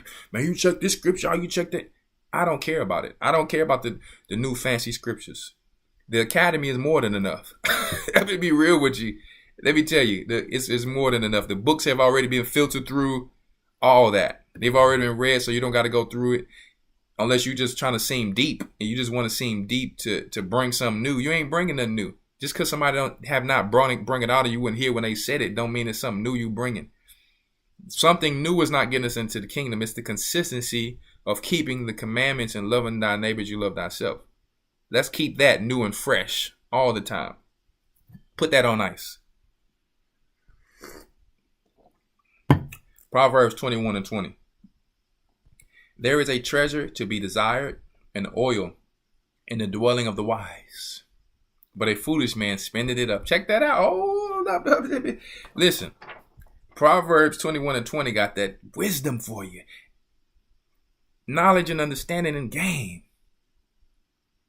There is a treasure to be desired and oil in the dwelling of the wise. So in the house of the wise people, the people who listen to the Most High and follow him, guess what? They have these things and you come up in there like, man, y'all got all this and that. People be driving by my land. I got to get a gate and some more trees because people drive by slow. Soon I'm going to have to start telling people, drop it off at the front. They starting to see the blessings of the Most High that's coming here. Even the Hispanics, like, these black people is working over here. They moving way faster than us. When have blacks done that? That's what they thinking around here. I'm telling you right now. That's what they thinking around here. We would have manpower here in a little community here, protecting our daughters and our children. Everywhere, all over the earth.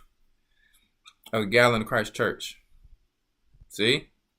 Protecting our people, getting things in order. And anybody out of order, stay out of order.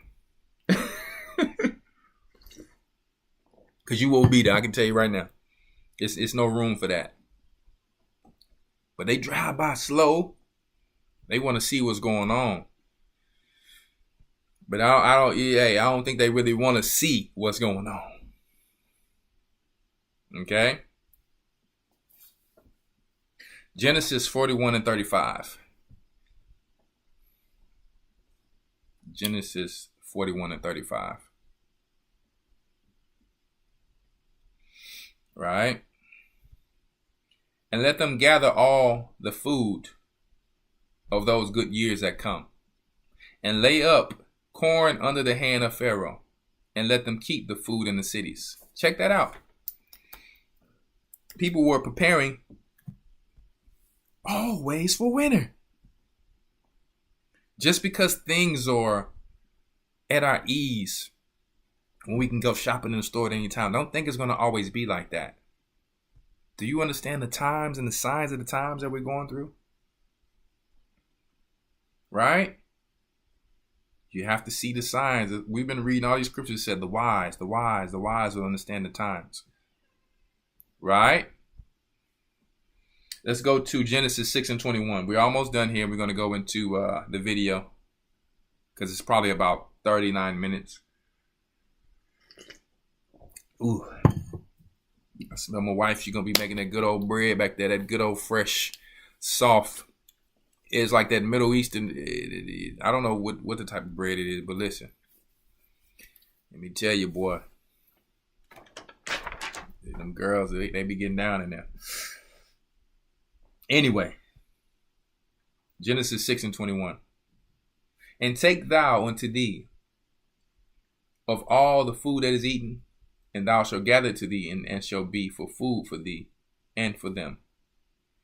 It keeps reiterating, gather, store. The scriptures is always showing you examples of what our people did in the past of what we should be doing now.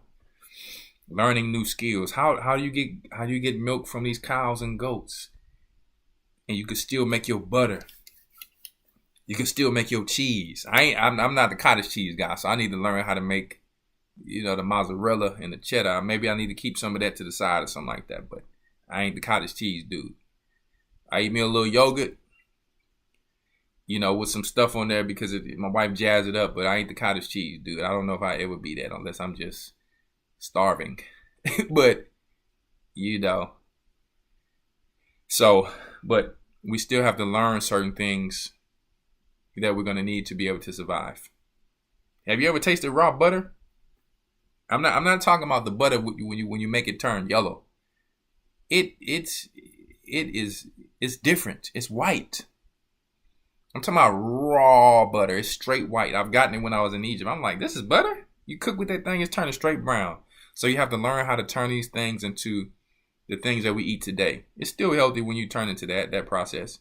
You can turn it into G butter and do it all that, do things like that. But it's straight white when you really get it raw. Learn how to take that cream, turn it to butter, right? Learn how to take that milk, turn it back into heavy whipping cream. You know what I mean? Make your little whipped cream. Ain't no refrigerators if the lights is off though. So you have to understand the whole way that we've been taught to eat. It's not bad. We have a lot of good grace and we should be very grateful for it.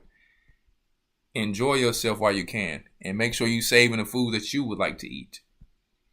Because, there's a such thing as getting tired of eating the same thing. So start to save some variety. If you eating only the same thing every day, I get the fact that you're going to be grateful. And we're not talking about manna. That's heavenly food.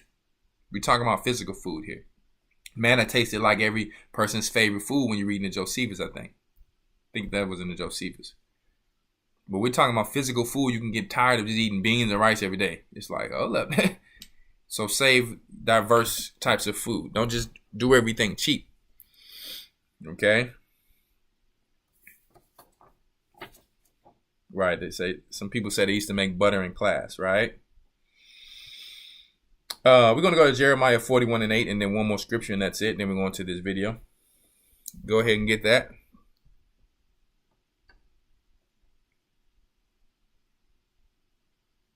Let's see here.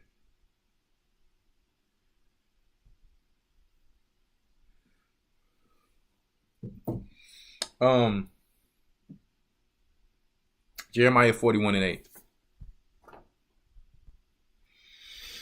But 10 men were found among them that said unto Ishmael, slay us not, for we have treasures in the field of wheat and barley and of oil and of honey. So he forbore and slew them not among their brethren. Why did I bring that out? You probably say, well, guess what? People in there understood the importance of growing your own food, having your own grains. If you have this is another thing you guys need to remember. When you have your own grains, understand how you're going to grind it down. If you're trying to grind down wheat berries with just the manual grinder, ooh boy, you're going to have you some tough bread. I'm going to tell you right now. Maybe you can boil it down and all that, but listen, you're going to have you some tough, gritty bread. But to get fine flour, you may want to try to have your generator where you can have your coffee grinder or a different type of milk. Some of you may know different things out there, but I've seen where if you get you a good enough solar generator or generator, you still can have your coffee grinder going. And it can grind those wheat berries down a little bit more finer to actually make some fine flour to make you some nice bread. I've grinded wheat berries down in a blender and food process, different things like that, but it just very dense bread. It's not the same. It's almost like it doesn't even bind together to make you some bread. So when you have your wheat growing, you probably want to get you something like that. Look into these things. Like something that can really grind down that flour for the long term. Let me tell you, because boy, it takes, first of all, a lot of wheat to make you some flour. So you grow you some corn, some wheat, some barley, whatever the case may be, but make sure you just have you a good grinder. Have your sifter. Have these things that you may need. Or if you feel like, hey, I don't have a place to plant, do this and that. Get you the big, the 50-gallon totes or buckets. You go to Sam's, start getting that flour. There's a lot of things you can do. You get you some grain powders And you put you some in that flour, you put you some green powder in that flour so it can have a little bit of nutrition since it's just white flour. Put you some nutrients back in there. Put you some flax seed and certain things, grounded up flax and chia seed. Put that stuff back in there to give it some nutrition. Because if you're just eating carbs in this time, you still want to make sure or plant you a moringa tree. Plant you certain things that, like a moringa tree is like one of the most healthiest trees. So I'm just giving you guys certain things you can do. Okay. Yeah, you can use that raw stone and grind it like a stone to stone. But I'm going to tell you, even with that, you're going to be, look at that wrist. That's what you're going to be doing all day. But you got your generator while you got time. You can.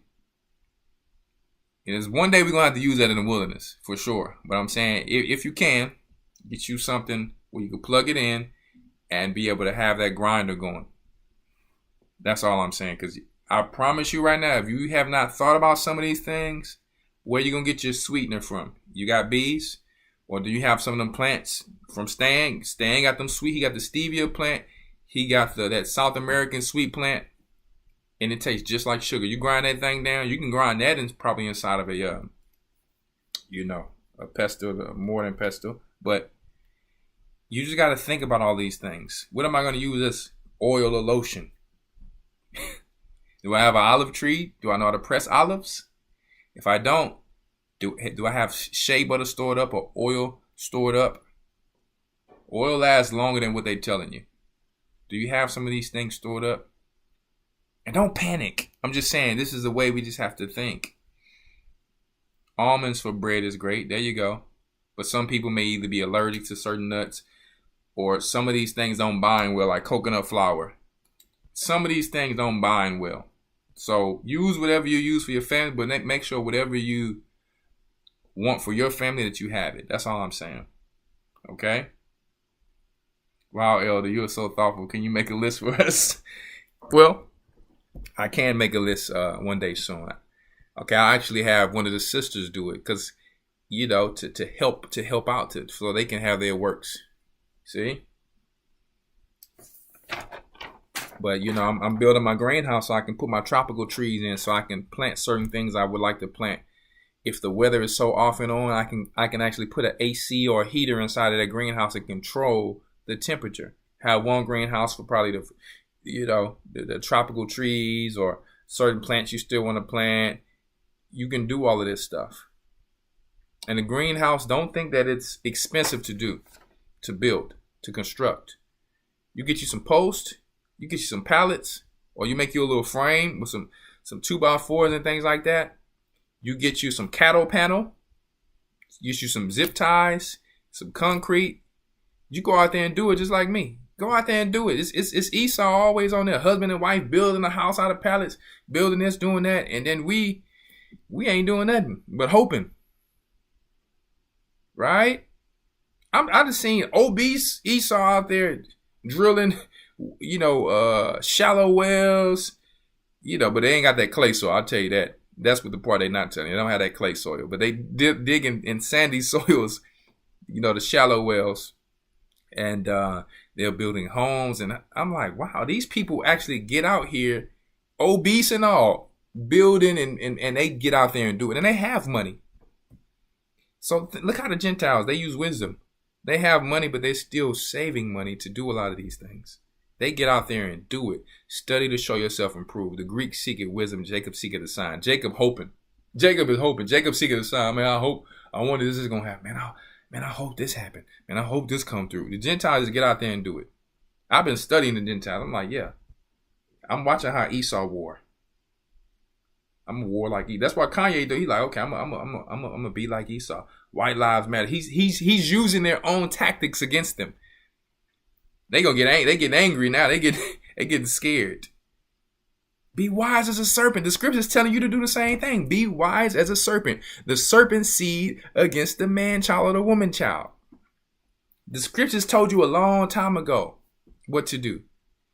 Be wise as a serpent. You're going against a serpent. So you have to think, how would a serpent think? I'm not telling you go to deceive and do all the evil things they're doing, but understand your enemy. Even on the levels of what we're talking about of preparing, ask them questions. Ask them questions. They will give you some game and things. But if you talk about, I hate the white man, this and that, you ain't gonna get no knowledge. You gonna still be sitting there on the streets prophesying, and you only got 2 to 5 people in your congregation, and it never changes. That's not the work of Christ. I'm sorry. That I'm just saying. Just running your mouth. And the same white man you talking against, that's where you getting your paycheck from, brother.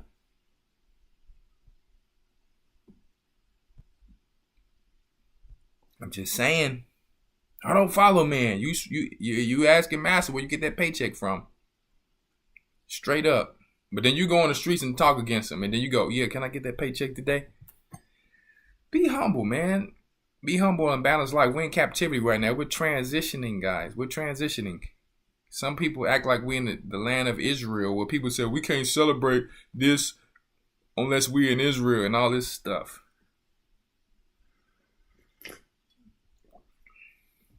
Right? Deuteronomy 28:8 is the last scripture. And I'm going to go into a few things, and I'm going to go ahead and go into that video there.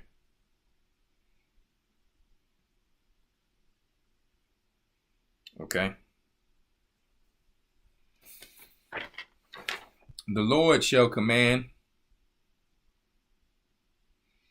the blessing upon thee in the storehouses and in all that thou settest thine hand to.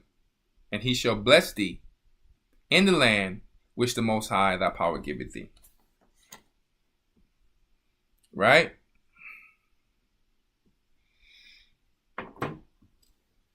The Lord shall command the blessing upon thee in the storehouses, thy storehouses. So what is it telling you? You should have something in your storehouses. It was a part of life. Right? It was a part of life. It was a part of life, guys. Okay? So make sure you have your storehouses. Make sure you got your food, your shelter, your water, your house in order. Make sure you understand your children. See? Make sure you understand. Just think ahead. All right? So before we go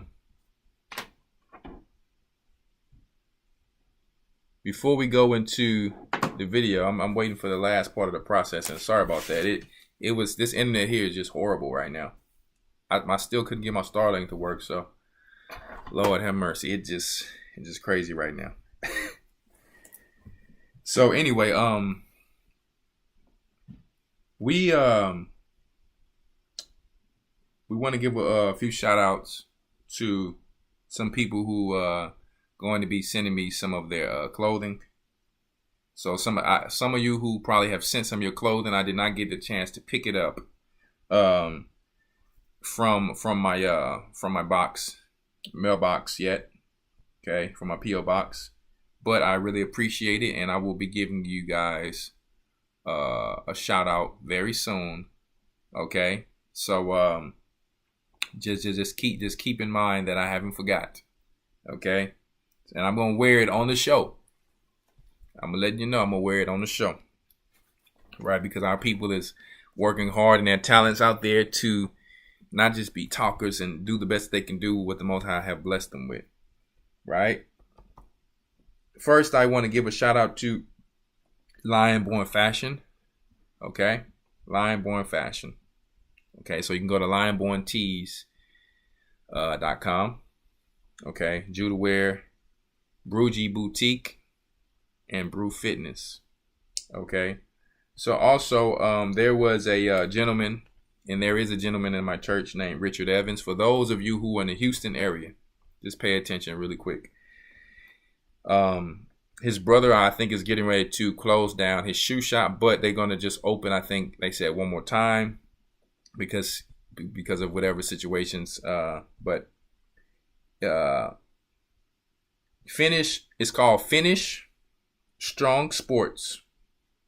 Again, it's Finish Strong Sports. Okay. And the address is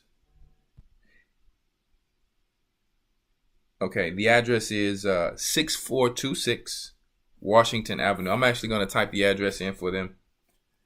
And they're going to be open. They're open on Saturdays, but you know we don't shop on Saturdays. So they open on Sunday too. Okay. So let me put the address in there right now. In there, okay. Because they actually customize shoes for your arch. They customize that. Okay. If I'm getting that right from what the brother is telling me in the email. 1 second. Finish Strong Sports.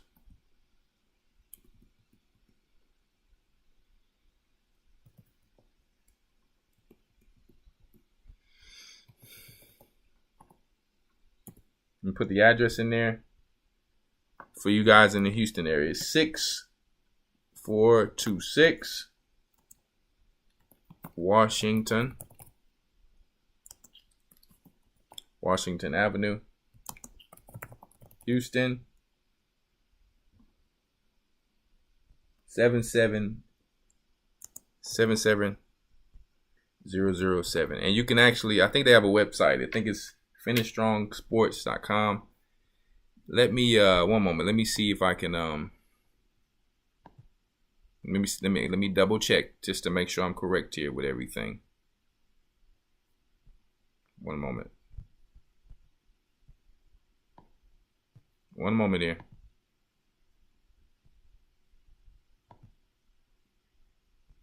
So, because I want to make sure that I'm not getting anything incorrect. It's one of only 2 black-owned technical running stores in the country. Okay, so if you're a runner, okay, let's see here. It says they do a motion test and make sure they are in a shoe that matches their arch type to avoid injury or pain. That right there is fire. I ain't gonna lie to you. We will be open one more weekend, October 22nd and 23rd. 9 a.m. to 6 p.m. Saturday and 12 p.m. to 5 p.m. Sunday. If you do get it, okay, sorry. It's Finish Strong Sports at 6426 Washington Avenue, Houston, 77007. Yeah, I got it correct. All right. So I just thought I'd put that out there. The brother is a good brother. Okay.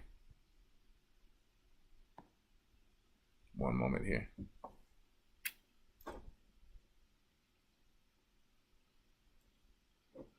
We got to get this thing. Come on now. This thing is it's taking its time. Let's go. So anyway. I just thought I wanted to put that out there for everyone. Don't forget to check out the interview that we did with Brother Stan if you have not gotten a chance to check it out as well. Someone asked about a list. I have a few things that I had wrote down as well. Okay. How is Houston, Texas? Because I have an uncle who is constantly telling me to go down there. Well, okay, we're going to answer some of those questions in a bit. I have just a quick list for those of you who are asking about a list. This is just a quick basic list. Okay. 1 moment. Supplies to stay warm. Heaters, firewood, if you have a fireplace, generators, and fuel. Now, these are a few safety issues we have to remember, okay? Like not running, starting the car in the garage, because you can actually die doing that. A lot of people during the winter storm did that and died, guys. You can get straight poison. It's straight toxic to do such a thing. Okay. Yes. No problem, my brother. Nope.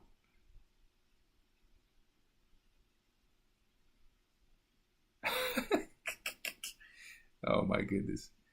Very funny.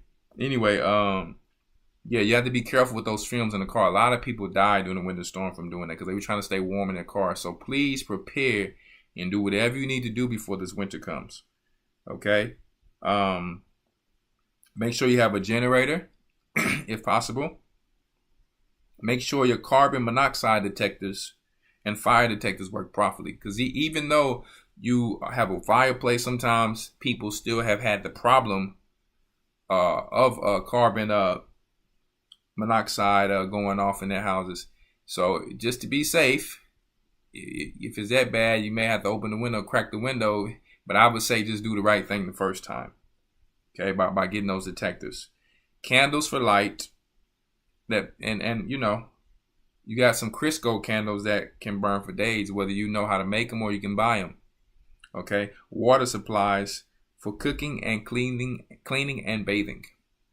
Okay, food supplies, and you don't forget when you do your water, sometimes you have to put the water tablets or whatever you need to put in there to make sure your water lasts long enough. Okay. Food supplies to make foods you like, of course. Food fatigue can happen if you eat too much of the same thing. Have a variety. Items that's like high in protein. Extra blankets and warm jackets. And don't forget to have your bug out bags just in case. Okay? So these are a few things that I wanted to put out there for you guys. You understand? Yeah. These are a few things that I wanted to put out there for you guys because someone just asked for a list. So first, before we go into this, let's answer a few questions here and see a few comments and questions. Okay. Because for some reason, my video still hasn't uploaded yet. My internet is just horrible right now. And I paid almost $1,000 for this thing. Let me tell you. Not for the one I have now. But it's a long video, so we just been having some problems over here. So anyway, this is what we're gonna do. Let's go ahead and answer some questions. And if I do not get to show you this video here, what I'm gonna do for the people, and this is my word. I'm gonna actually upload it to G.O.C.C. Media after we get off of this broadcast, and it will be available for you early tomorrow or whatever, because sometimes when I'm running this and I'm running that, it just Lord have mercy. So anyway, let's go into a few questions really quick, and I'm going to scroll down to answer a few questions. One moment, because this thing is just getting on my nerves right now. Because we got some great stuff to show in there. Man, I got to show you a lot of stuff we've been doing on the land. Rick Judah, how is Houston, Texas? Because I have an uncle until I get my own place, because he would have a job for me coming from Springfield, Mass. Well, you know, you got to study to show yourself approved. Someone can give you their opinion on somewhere you should live, but I think as a man, you need to just, when I travel, I study the place. Of course, I can tell you because I'm from here, but they may not be. You get what I'm saying, for you.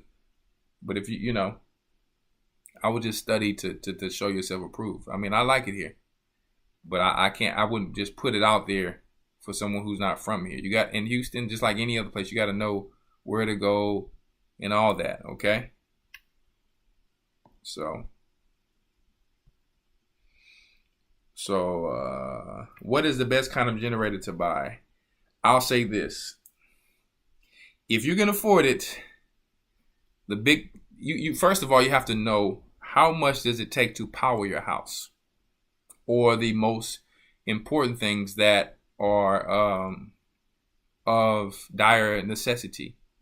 You understand? So you want your refrigerator, you want your lights, and if possible, the heater or AC. That's when you got a good generator, because sometimes some people's air conditioners take a very powerful generator. So personally, I have a generator that can pretty much power my whole house, but I still am aiming to get solar generators in the near future, just in case. I've saved gas, but I don't think any of us have that much gas saved. And I would never want to be fighting at someone's gas station with somebody for gas. I watch a lot of movies. So, you just got to you try to save as much gas as you can, and hopefully that things blow over, because eventually you'll be depending on firewood to live. So the best generator, make sure you don't get some too cheap. Sometimes they sell them if you can't afford it, sometimes you'll get blessed to get them at pawn shops. You understand? And, thrift stores, or I'm not telling you to go there. I'm saying for those people who feel like they can afford it, there's other options. Don't feel like the Most High have forgot about you. You can look in these places, Facebook Marketplace. But personally, I would try to get some with a warranty if you're going to make an investment like that. And that's just my honest opinion.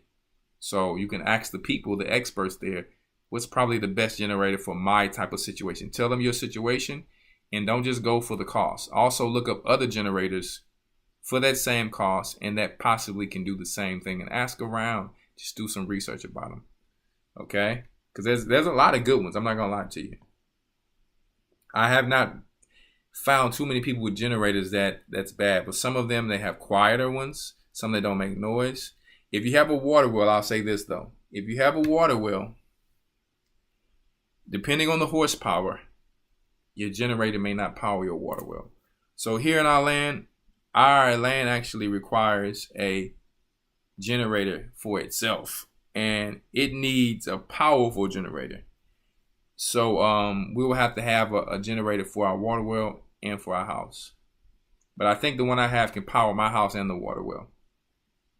Okay, I think for sure, but we're working on that part. I actually have like 2 generators, so we'll make it happen either way. You understand?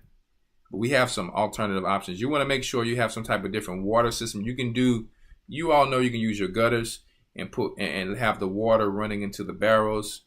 And this is another thing you can do, but you have to have a generator. Once again, you can actually some people can use gravity to let that water be able to, you can connect that pipe into your main water source pipe if you're on land and stuff like that, right? And turn on them valves and you got you some water.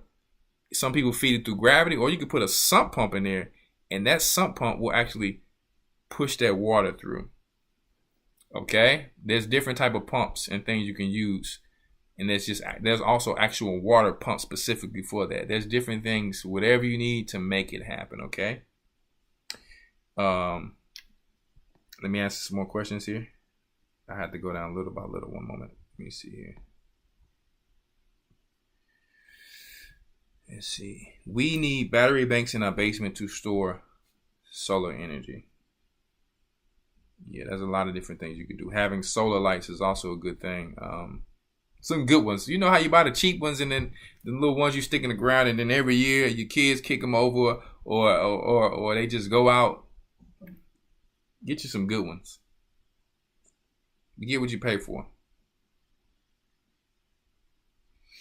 Yeah, you do see a lot of generators in pawn shops.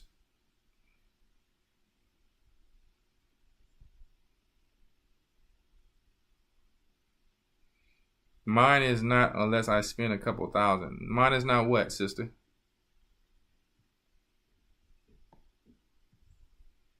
Mine is not what? I'm gonna answer questions because I feel like my video is not going to it's processing, so it should be finished soon, but it's just the internet is just it has its days where things are just moving, but then sometimes it just wants to do what it wants to do. So I'm just gonna answer a few more questions, and then we're gonna get out of here. Unless it just uploads it, But if not, I'm just gonna upload it another day. I can't just sit here and wait on it.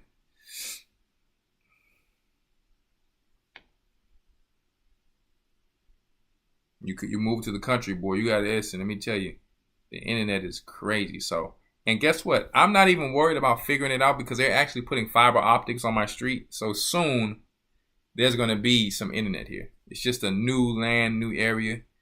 I think in a few months there should be someone here. Actually, T-Mobile and AT&T, I think they were saying they're going to be in the area very soon. So why is it that you skip past the question about solar panels in an apartment? I did not skip past it.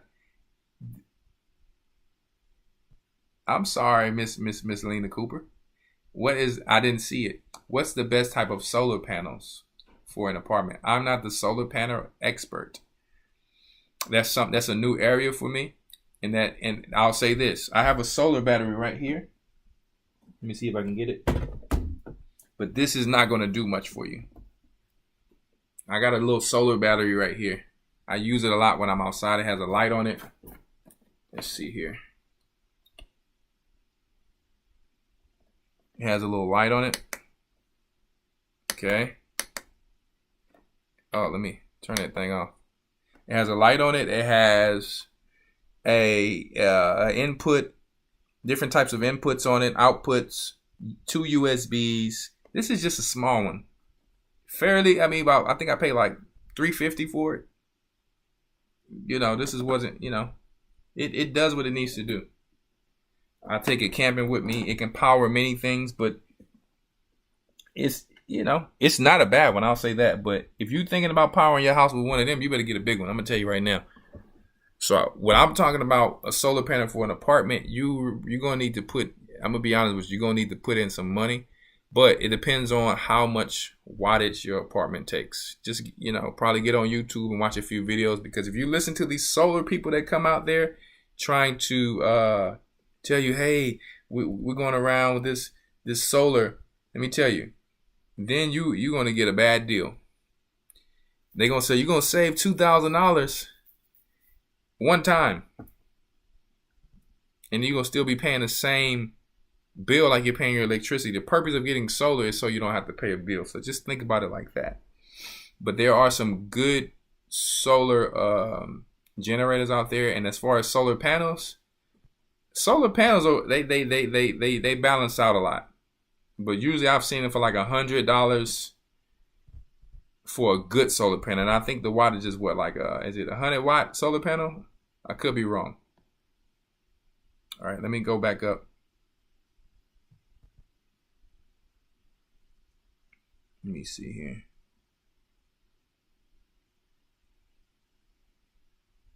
I'm a city boy, so trying to live in the country would take a lot of learning for me. That's why we sharing things on here too. Yeah, it's things that I'm learning too, which is why I can't wait to show y'all that video.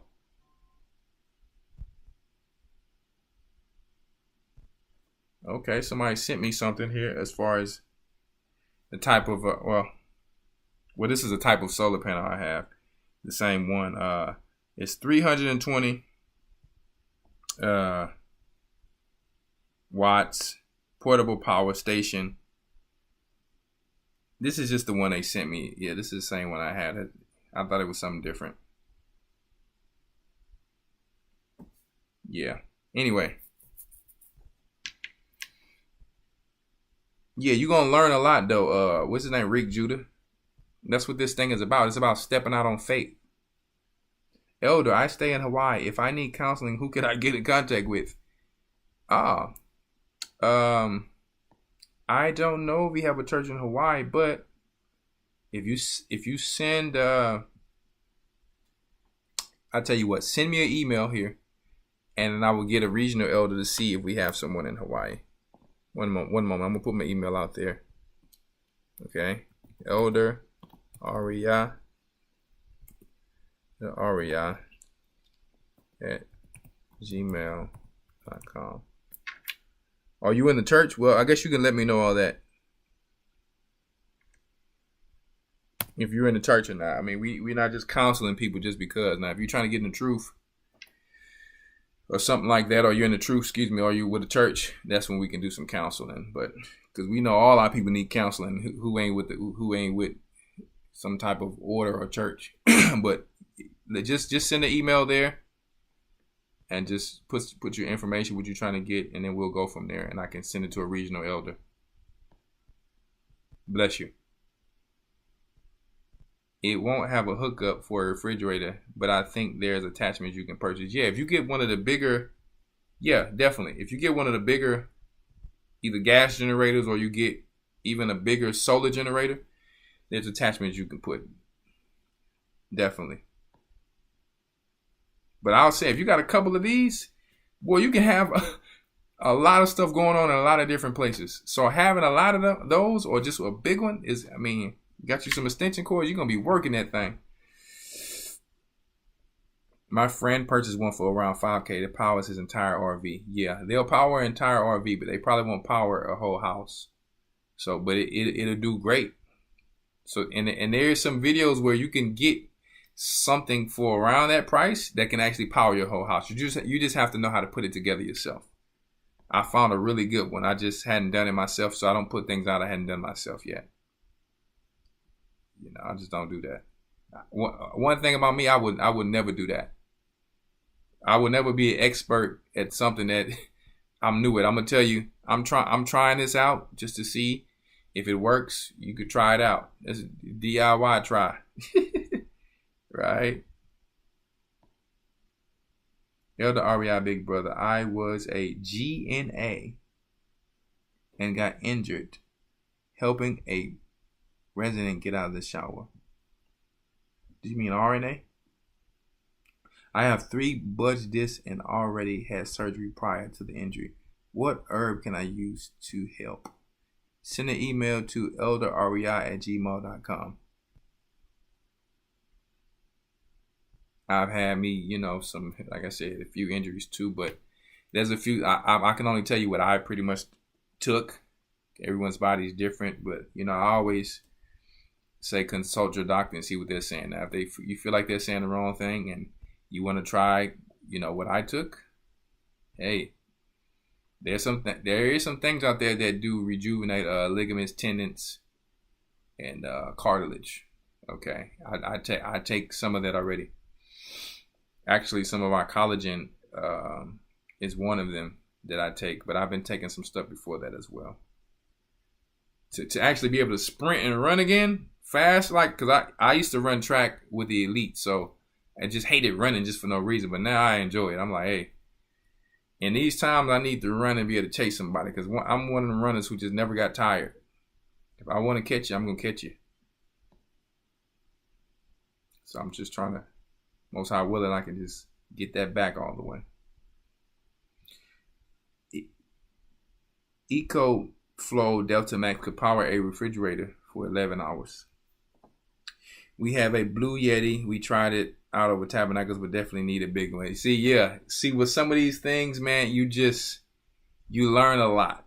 You like, yeah, and they cost. So if you take your time before the big winter, whenever that may be, continue building, you're going to have whatever you need. Can you keep it indoors? Yep, you can keep it indoors. You just got to make sure you have your, if you're talking about the solar generator, yes.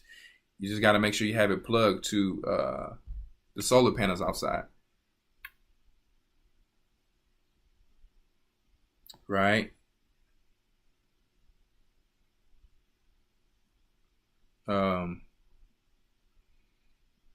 Shalom, Elder. I am trying to figure out when Shabbat starts. Is it when it's blue outside or completely dark? Lord have mercy. I'm so thankful. I thought you was going to say, does it start on Tuesday or Wednesday? Praise your holy name, Father. Because let me tell you, there's some people out there who doing a Sabbath on different days. Lord bless them. We ain't going to even get into that. I thought I was going to read that.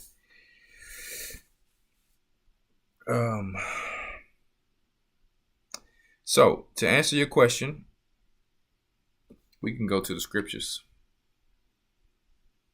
We can go to the scriptures really quick. Let's go to the scriptures really quick. Give me one moment.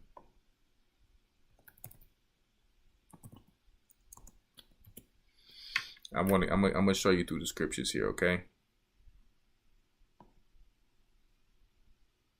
We're going to go to Genesis chapter 1.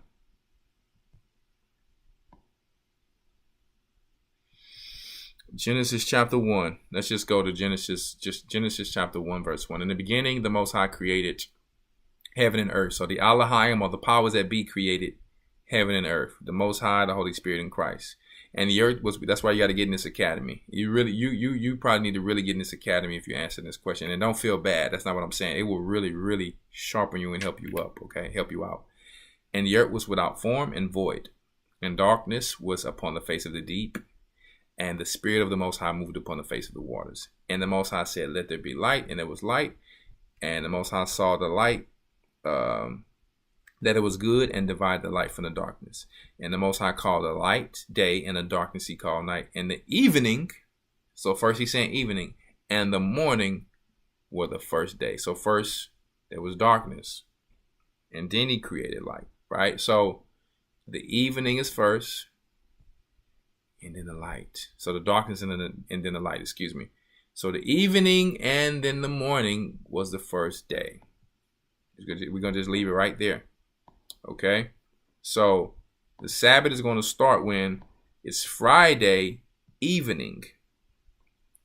Right? It's going to end Saturday evening.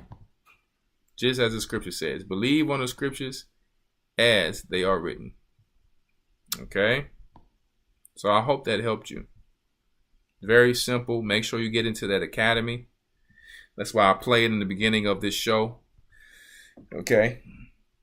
Because it's just going to keep you sharp. And I suggest that everyone who comes into the knowledge take that, especially men who want to rule their households and families. I feel like yo, that I'm not going to say it should be a requirement, but it really will help you to govern your house and understand the doctrine to be able to rule your household on point. Okay?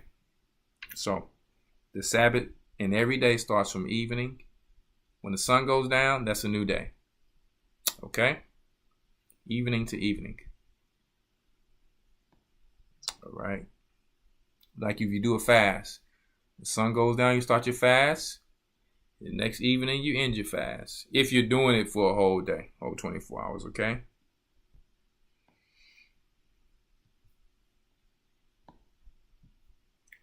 Don't stress about the solar panels. Get what you can get now. Because we're going to just be talking around, spinning our wheels. And then, you could have had something until you save enough money to get that. So get what you can now, guys. Don't, because if they bring another one of them freezers, man, a lot of people die. That's just what I'm saying. We want to make sure we're prepared.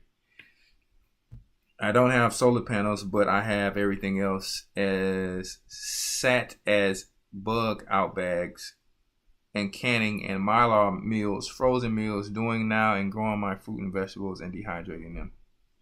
Oh, okay. Yeah. Praise the Most High for that.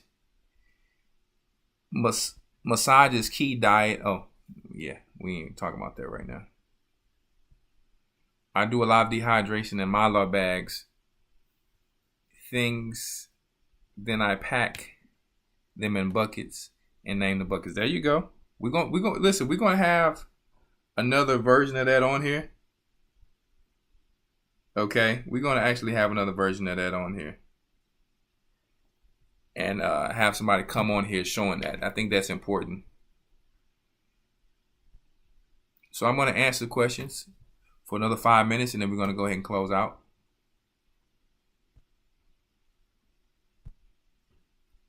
Your phone will tell you when the sun goes down, or you can just Google it when the sun goes down. Either way, depending on what type of phone you have.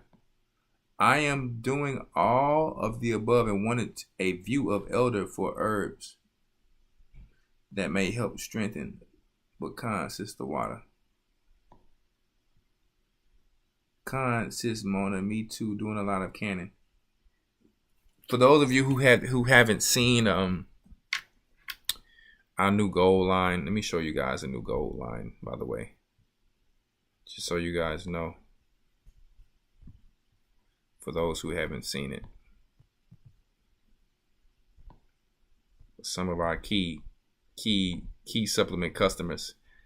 Don't forget KIIY supplements.com. Let's just show this really quick. One moment here.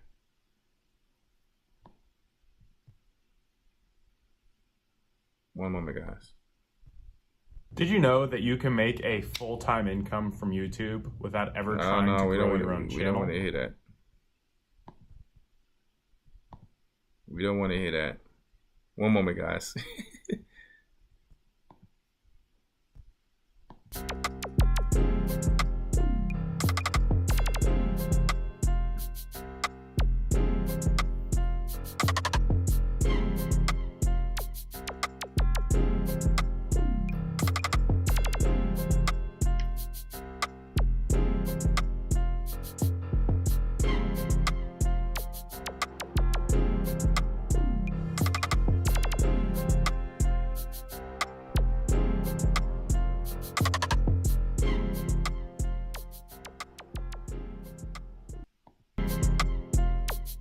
All right, guys, that's our new goal line at KIIYsupplements.com. For those who don't know about it, we've released this organic beetroot. Get your blood flowing. You want to take that beetroot with some L-arginine. Let me take me another one of these ashwagandha and zincs. Let me tell you. Right? We got our pre-workout, new lemonade, our collagen, and our organic sea moss triple threat because it got burdock root and bladderwrack in it. So when it's completely dark, I'm still unsure. As soon as the sun goes down. As soon as the sun goes down. Okay? When you should be able to look outside. The sun rises in the east and it's going to set in the west. When that sun goes completely down into its portal to go in to where else it needs to go to the other side of the earth, the sun is down. The day, it's a new day starting. You got to just really keep it simple as the scripture says.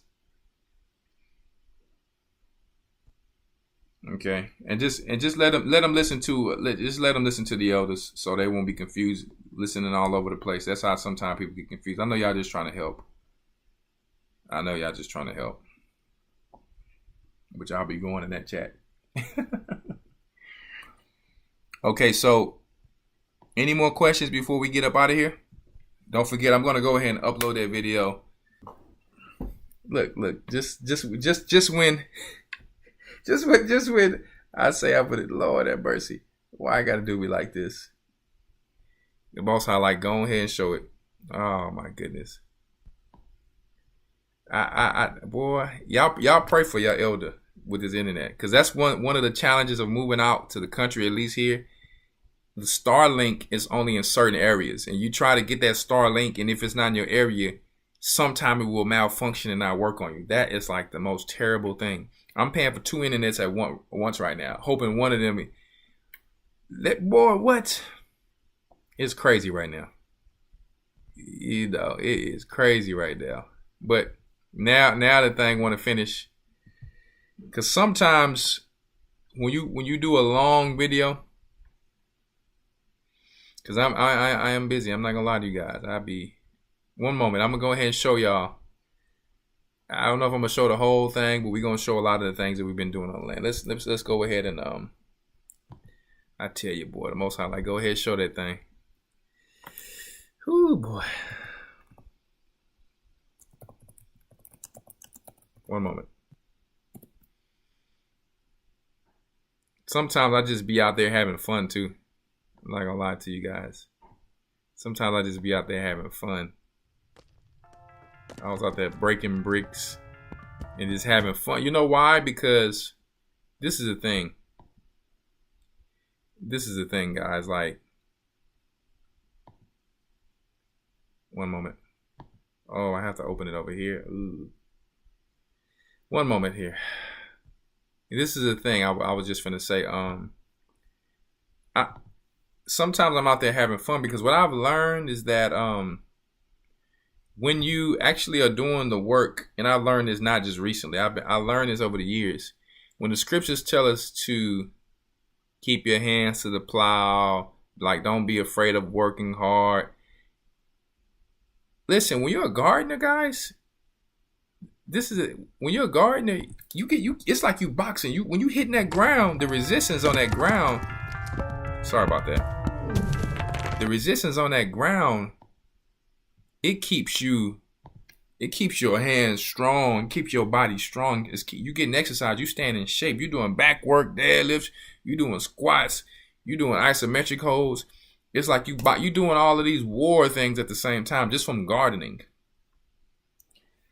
No wonder some of our sisters in Africa be looking strong in the mud, you know, but I sometimes do that on purpose because it keeps you in shape.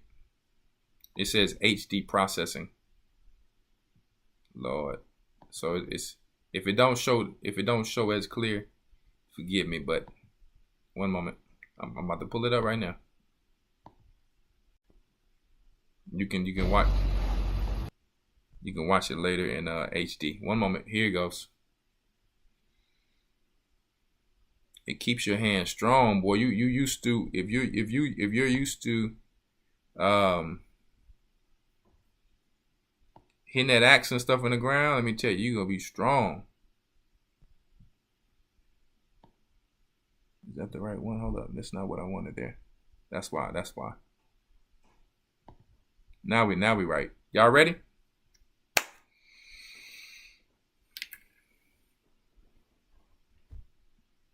Here we go.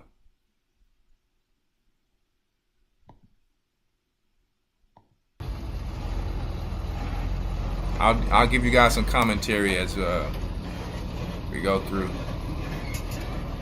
So here I had to get, don't forget, it flooded on the land and we had to get some things delivered. We had to get some select field delivered.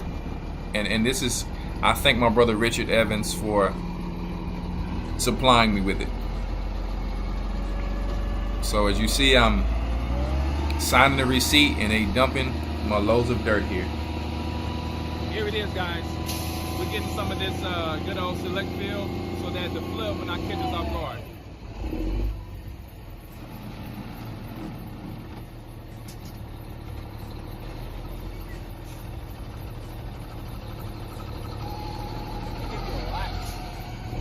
This is some of the things we've been doing on the land. Sometimes people will deliver you dirt and not give you the full load. So you got to be careful for those guys. That's why I mess with people I know now. I'm out here putting in this work for the winter, guys. I'm putting in this work for the winter. The flood will not catch me again. I put in a whole drain system. You see? Never did it before through my faith of the Most High. Studying to show myself approved. And it ain't about me. I'm telling y'all, we got to step out on faith and prepare ourselves for the winter. It don't matter how big of the challenge is, how many times the devil comes for you. Do what you have to do.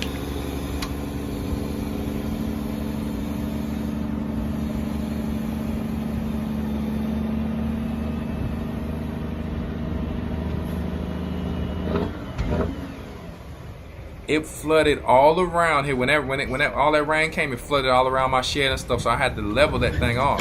So I got it all around my shed. I had to do all of these things I never did before in my life. I like this flow better. Very much easier. We can take this out the rake. Okay. That other stuff is heavy. Look at country elder.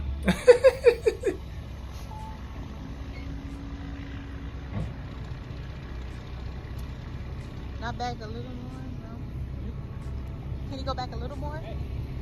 1 second. Yeah, hear my wife out there. She be out there getting it in with me, boy. That's a help me for you. I be trying to tell her to go in the house. I got it. She said, no, I'm coming out there with you. I'm like, all right.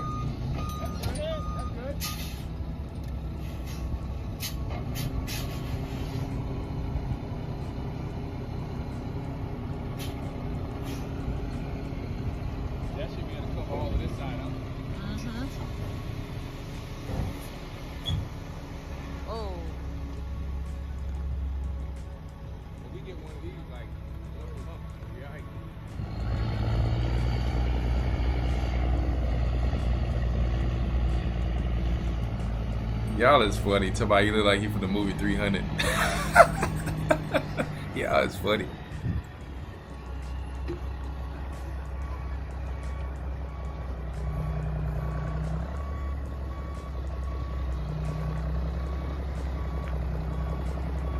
Yeah, I got 2 different types of soil delivered. I had got some common field delivered, like 2 loads of that, and probably about 4 loads of some select field. So, listen, when you move on new land, no one tells you this. You got to ask around and study. I mean, so.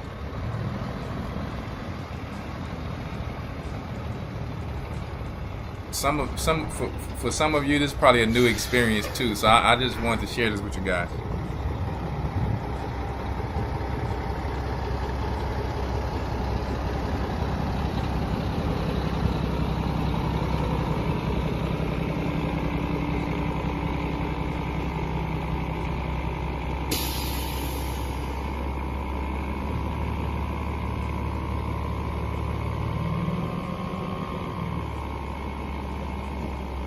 Make sure if you came in late that you hit that like button, so other people can be able to join, subscribe to G.O.C.C. Media, and learn. Hit that like button.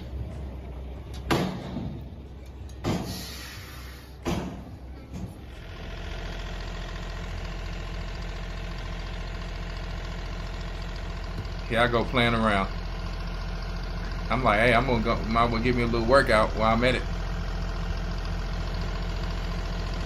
Trying to take some of this old rough clay down.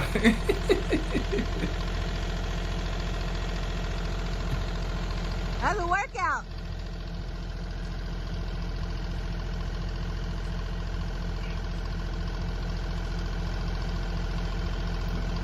Had to get that out the way, man. Sometimes you don't want to roll over that with the tractor.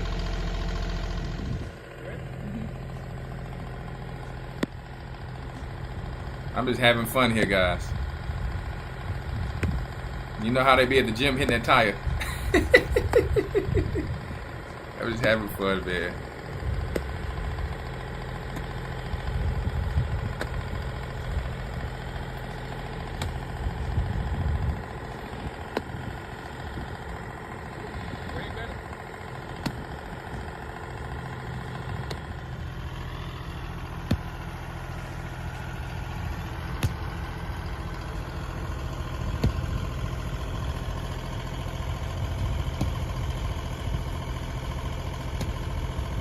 I tell you what, this is, yeah, you hear what this is? This will definitely be a lot of work for a woman by herself. Oh yeah, you want some land? You better make sure you got your man, or some men, or some grandpas, some uncles, somebody, father, husband, somebody. It's some work, for real. I'm gonna keep swinging that axe till it get light. That's why I be playing with it like that, until it get light.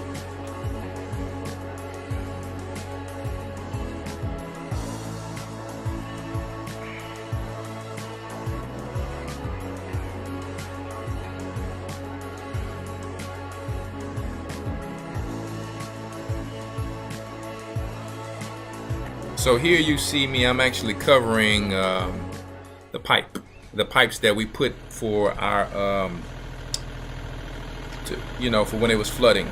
I'm covering that up, so that, because you know when you put dirt on top of the things you dig, sometimes it still has a settle. So I'm just adding more dirt to that first here, leveling all of this ground around my house, raising the height of it a little bit. And our tractor here is a manual bucket. We don't have the hydraulic bucket, so we bought it as such. And we have actually another tractor that we just bought with a front end loader. So hopefully that works out for us as well. But these tractors, one thing about them, they say the old ones are better than the new ones, and they do not lose value. So I'm just learning a whole lot.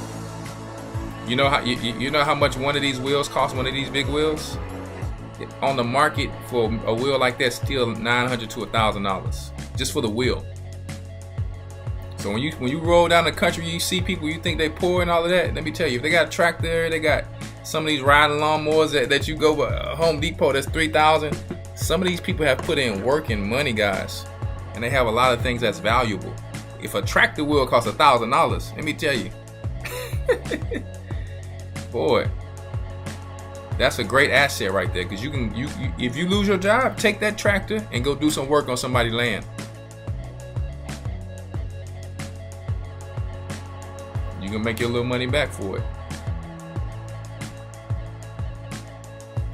So here I'm putting it against the house, and I stamp it to where the water can slide down before, because we got to put our gutters up there. So we start to put gutters and all that. This is called a box blade. This is what you level your land with. See that, how it's leveling it?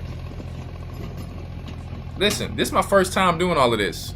Watch a few videos and learn and just get to it. This is what I took most of the dirt down. I tried some few other things, but I think the box blade was the best.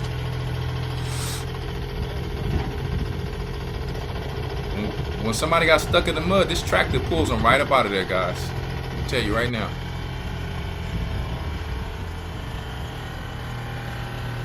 My wife was worried about us getting all of these piles down. Like, Lord have mercy. Listen, I got all that pile now. You see that, how that pile coming down? The Most High is good. Most High is good, man.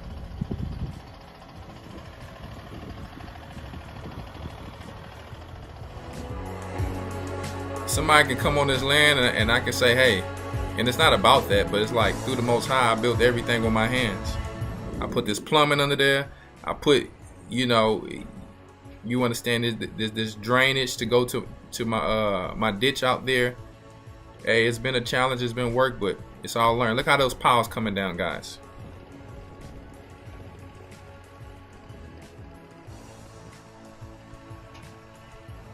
Elder, don't kick the dirt man in the hole. What are you talking about?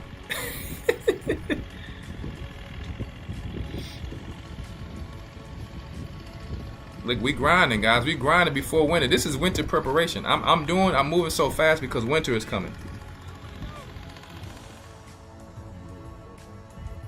I need some motivation when I wake up in the morning. I need, you know, I need trees planted. I need hundreds of trees planted. I need, you see what I'm saying? I need hundreds of trees planted.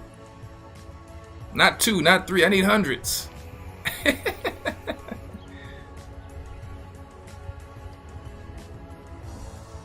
Don't be afraid when you buy land. Say, it ain't got no trees on land. Guess what? Plant your trees. Anybody who know me, I get it in. I sure do get it in. By the grace and the Most High's help, I sure do. I'm thankful to be able to have my limbs and my feet and my knees and my eyes and my ears to be able to get it in.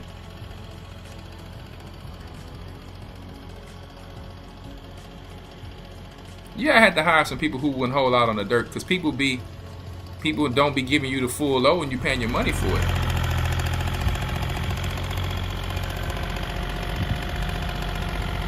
So they needed a little help pulling this tree down. So I had to get on the tractor and help them to pull it down here. See, that tractor got many uses, huh? This what y'all elder been doing. No games being played.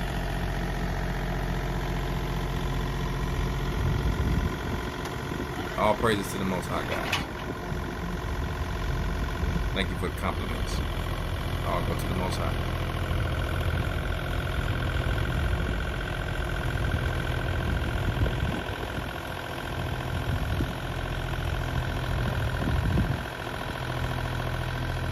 Man, these Issacharites, man, they be strong and they be old. They be strong.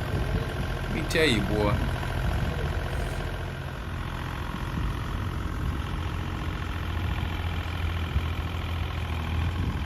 Y'all thought y'all elder just be looking fly, huh? Oh no, listen, we get it out the mud over here.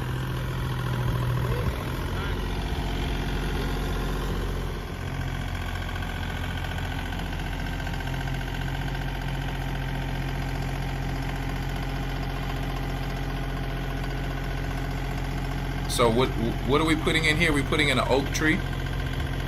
This is a live oak tree. I have a smaller red oak tree, but I wanted to find a big one, guys, so we can have shade quicker. So I decided to drive very far to try to find them for a good price, and you know, put them in the ground. So these guys, I met a very good company.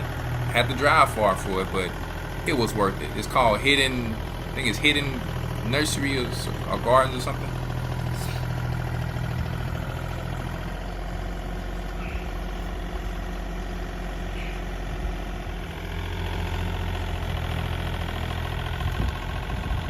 Hit that like button if you like what you see. Listen, hey, we're finna have Sister Shauna up in the kitchen next week. That's gonna be in here soon for y'all. Let me tell you. And then we're gonna have Deacon Quadash soon. It's going down, man.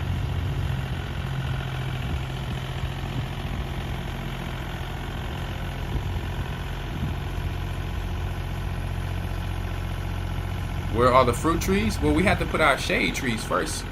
We have all our fruit. We have all the fruit trees that we bought so far. On the front part of the land, we have all types of trees.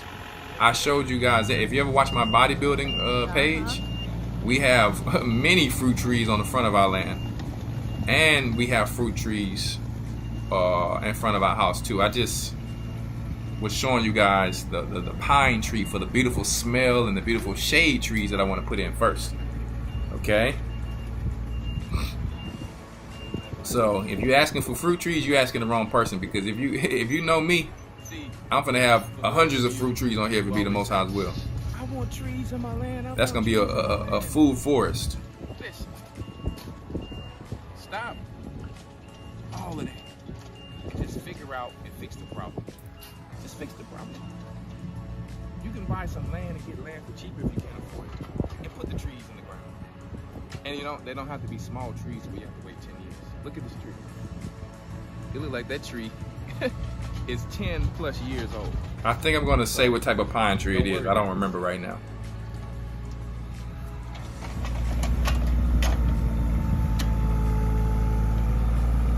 I'm just trying to motivate y'all, like, listen, I'm new to all of this. You see, I told you I was sleeping in my car at one moment before the truth, not for a long time, but I got up and fixed that situation through my faith. I've been through it. But it's, Hey guys, I can do anything I believe. I just want to give a shout out to Mr. Jorge at Hidden Gardens. Listen, very nice gentleman. I mean, man, his hospitality was very nice. And he actually gave me a few gifts as well.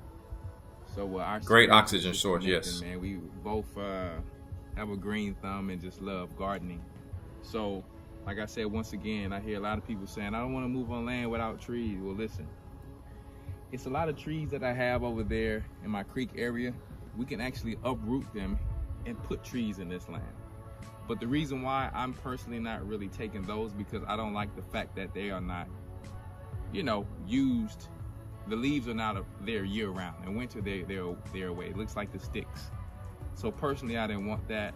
So I decided to change my mind and actually go and search until I found, because I never give up and I'm gonna always find what I need. And that's just my belief and my faith. And I did. We have this lobily pine, okay? And I mean, it's just beautiful. You understand? It's just beautiful. So we're creating life around here. You have to, everywhere you go, you have to create life. You have to bring Christ. So it's a blank canvas. It's your job to come and do what we see the Gentiles doing. You see what I'm saying? So as you see over here, I had all of these piles of dirt. And I had the flood going on, right? I got out here myself, me and my family and my wife, and we took that tractor. You see? It looked like a construction site, doesn't it? Listen, this is just the beginning. So soon I'm gonna be, right, taking some of this,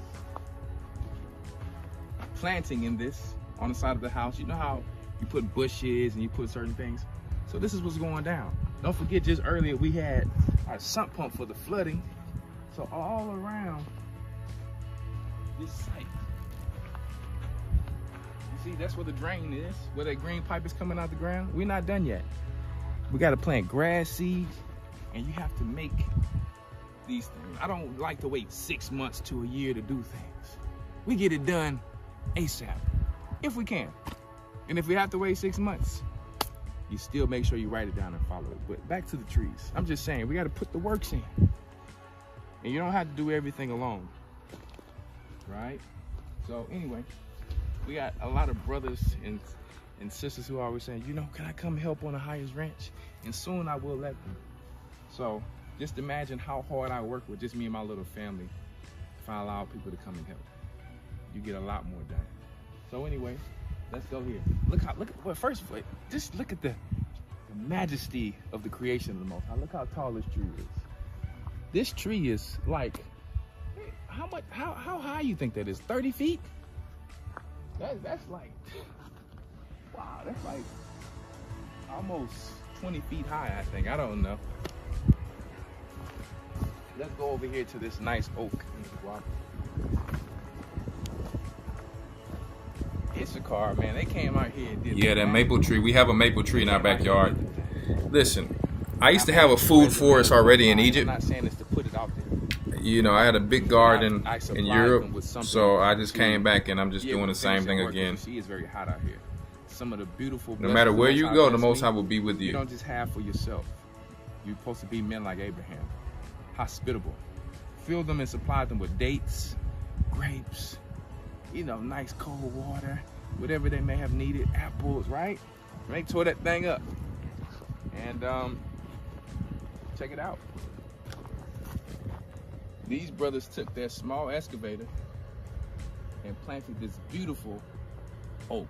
Well, now one thing I like about the oak is that it's almost like an afro. It brings the best shade out of all of the shade trees to me personally.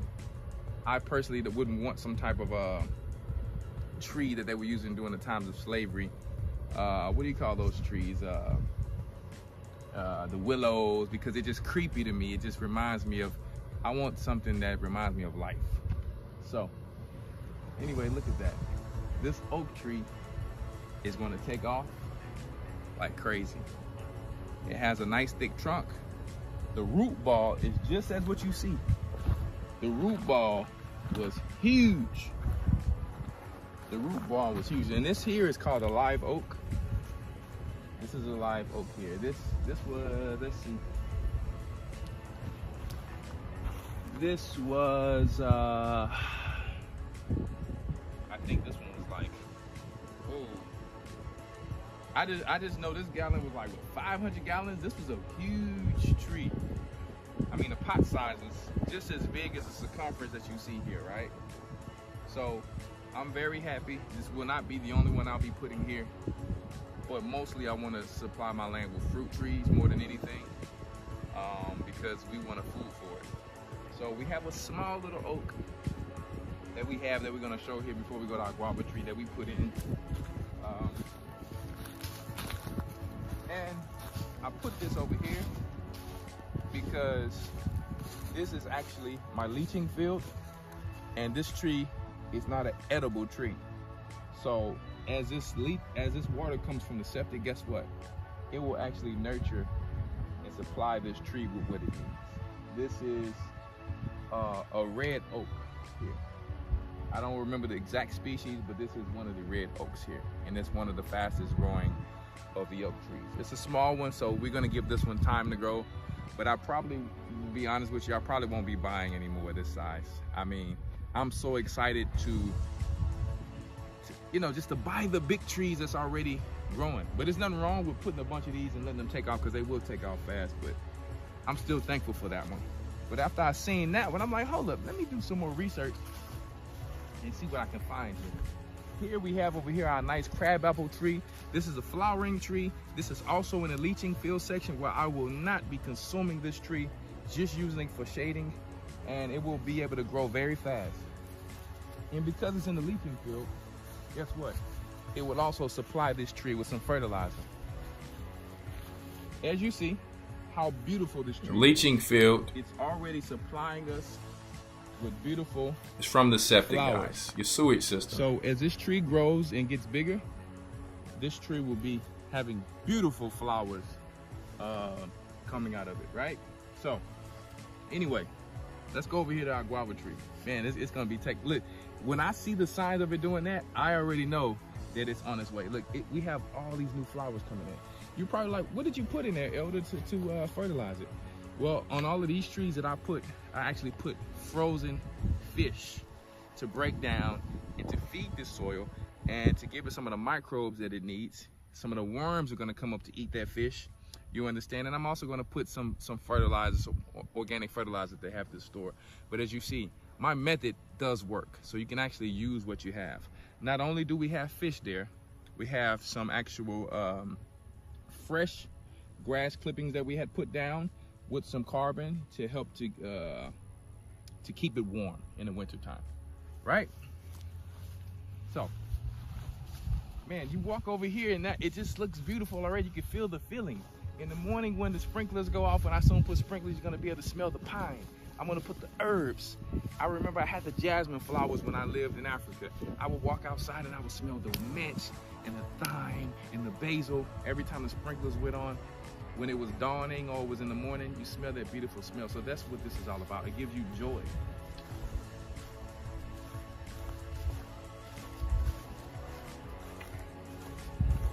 This here is a very vibrant, specific type of guava. I did not want the regular guava,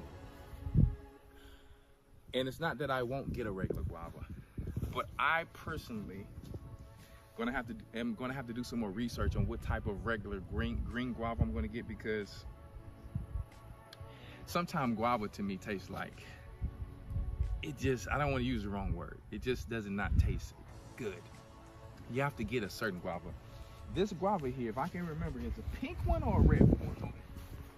I had to go all the way to Jorge's Hidden Gardens to find it, and he gave it to me for a great price. Let's see. This is the ruby red guava. So when you open the flesh of this guava, it's gonna be a beautiful ruby red. The normal guavas, I think the flesh is like white. I used to eat them all the time when I lived in Africa. So, I mean, these guys did a wonderful job. I mean, it is very vibrant. It's gonna take out very beautiful. And today I'm gonna go actually and plant some more trees here. I mean, guys, I'm probably gonna have hundreds of trees before this thing is finished. Is ginger hard to grow? Very grateful. I've never grown ginger, but I'm going to be growing it. I actually bought some ginger from his nursery. He gave it to me as a gift. So actually, I had to go and get these beautiful plants here. I'm probably going to be moving these to the greenhouse I'm getting ready to make, so that you know, they continue to do what they need to do in the time that's coming. Right now is a great season for them to be out, but when winter comes, I'm actually going to transport them to the greenhouse. And I'm going to be planting some more moringa trees. So this is a blessing that he gave me. He gave us a beautiful moringa tree. If any of you knows, this tree does not need a lot of, it doesn't need a lot of maintenance. I had a moringa tree, but it died last winter. Great climates like this, right? And it is one of the most healthiest trees on this earth. It can purify water. The seeds can purify water. You can eat pretty much any parts of the tree. Many of you know that moringa powder itself is like one of the most healthiest things. So we actually have here a beautiful plant that I didn't know what this plant was until Mr. Jorge told me. He said, hey, he said, break this. Ooh, the smell of that. You want, listen, I gotta let the camera person smell. Right?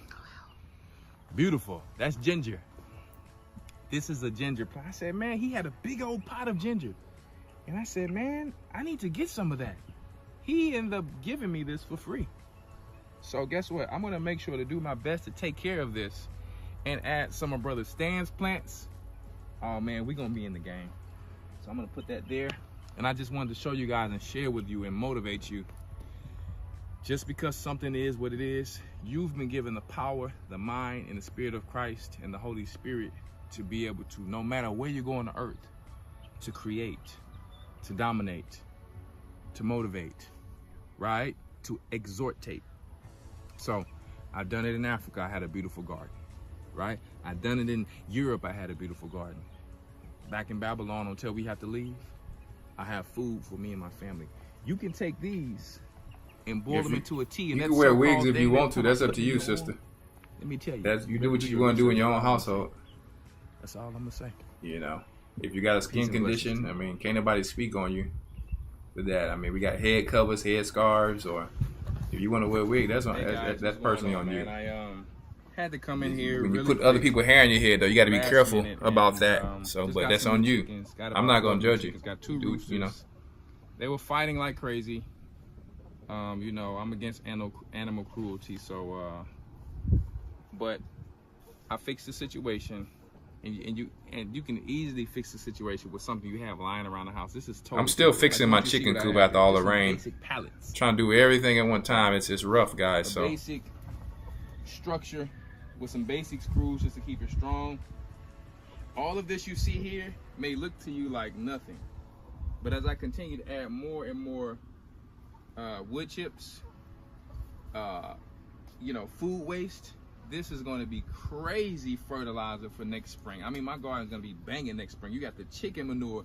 Chicken manure alone has everything.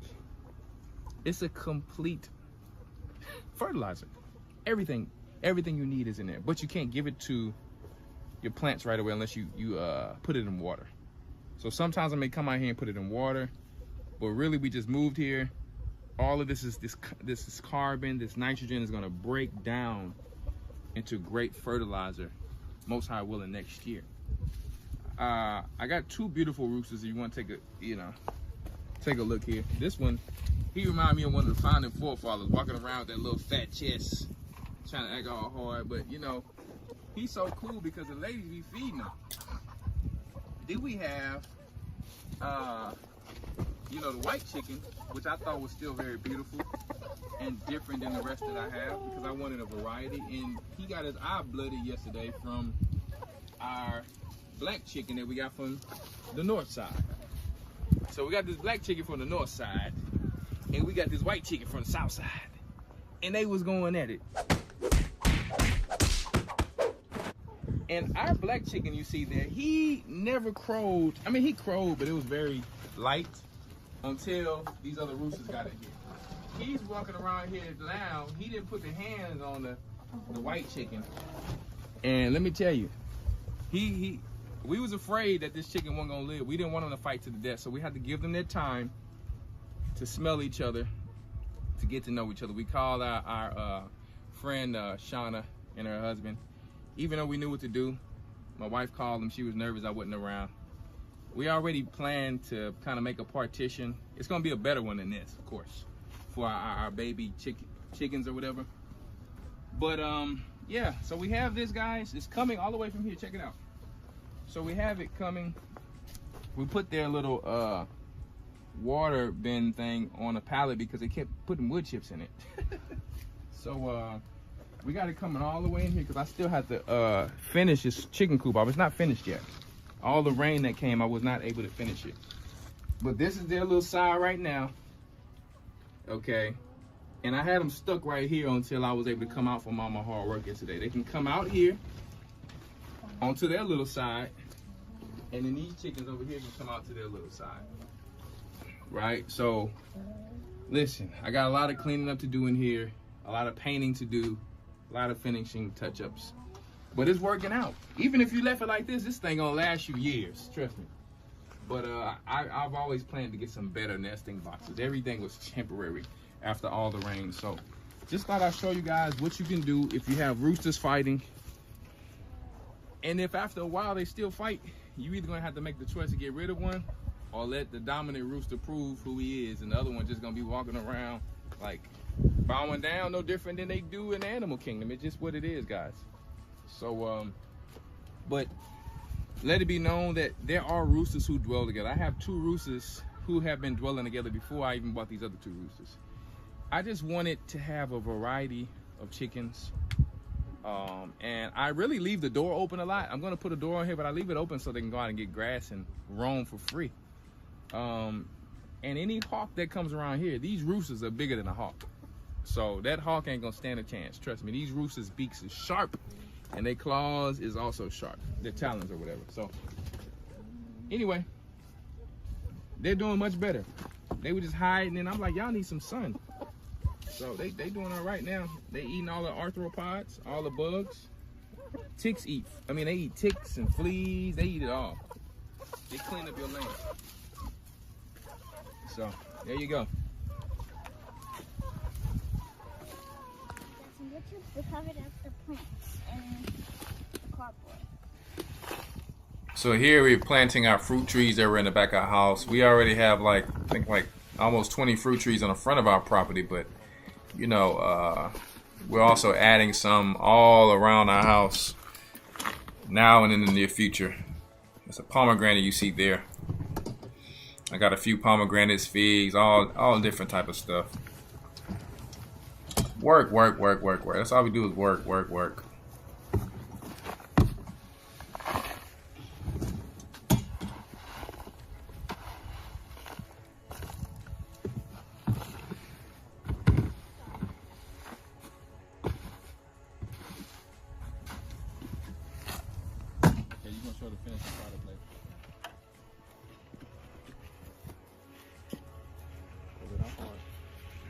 Break the roots up at the bottom a little bit. I'm just teaching my babies, you know, what to do. You know, teaching them how to get a green thumb. No, on the side. This is not the HD version of the video. If you want to see the HD version, don't break them, but kind of break it up. Then you can go back to my bodybuilding page and see it when it's fully uploaded, okay? There you go. Not too much. Wait, because we don't want to make all the dirt go in there. So do that right here. So all of that can go right there. You gotta break this. Turn it over as you're doing it. There you go, sweetheart. That's good. Now set it in there softly. That right here. Okay. Now put the water. Huh? My girls love to help. They love to help. I mean, I tell you, my girls work better than a lot of men. They love to help.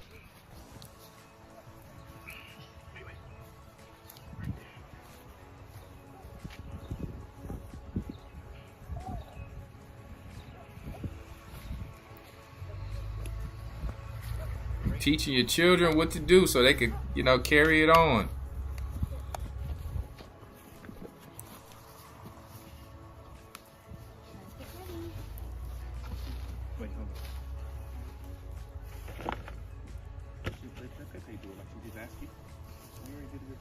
Go make sure your wood chips are still fixed.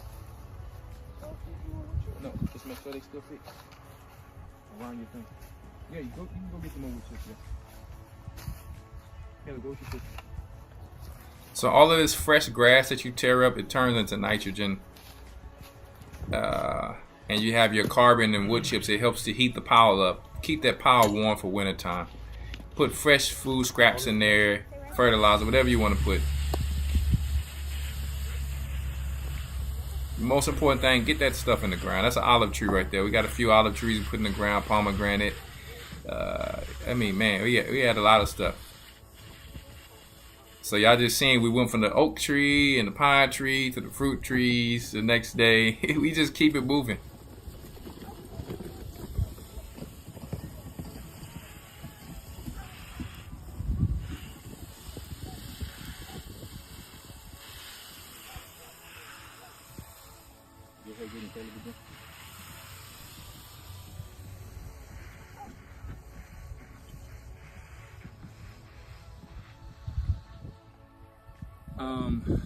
So basically, we have 3 of them, and I'm very grateful.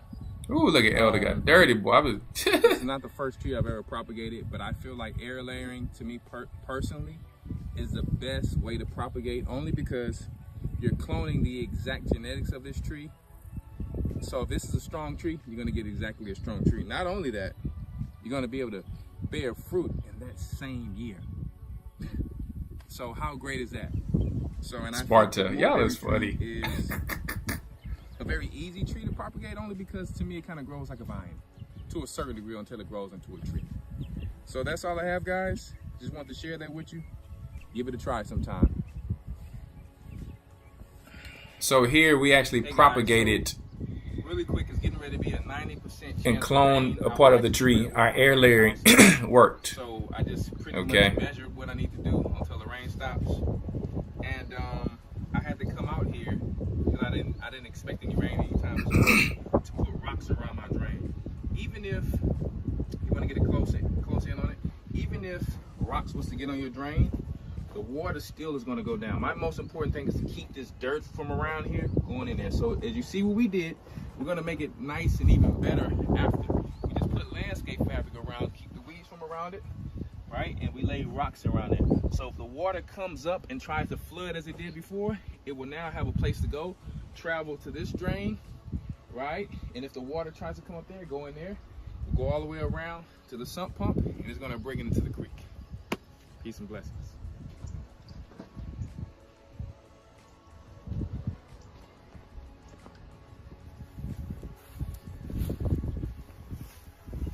Building the greenhouse. Look, we one project to the next. Not playing no games. One project to the next.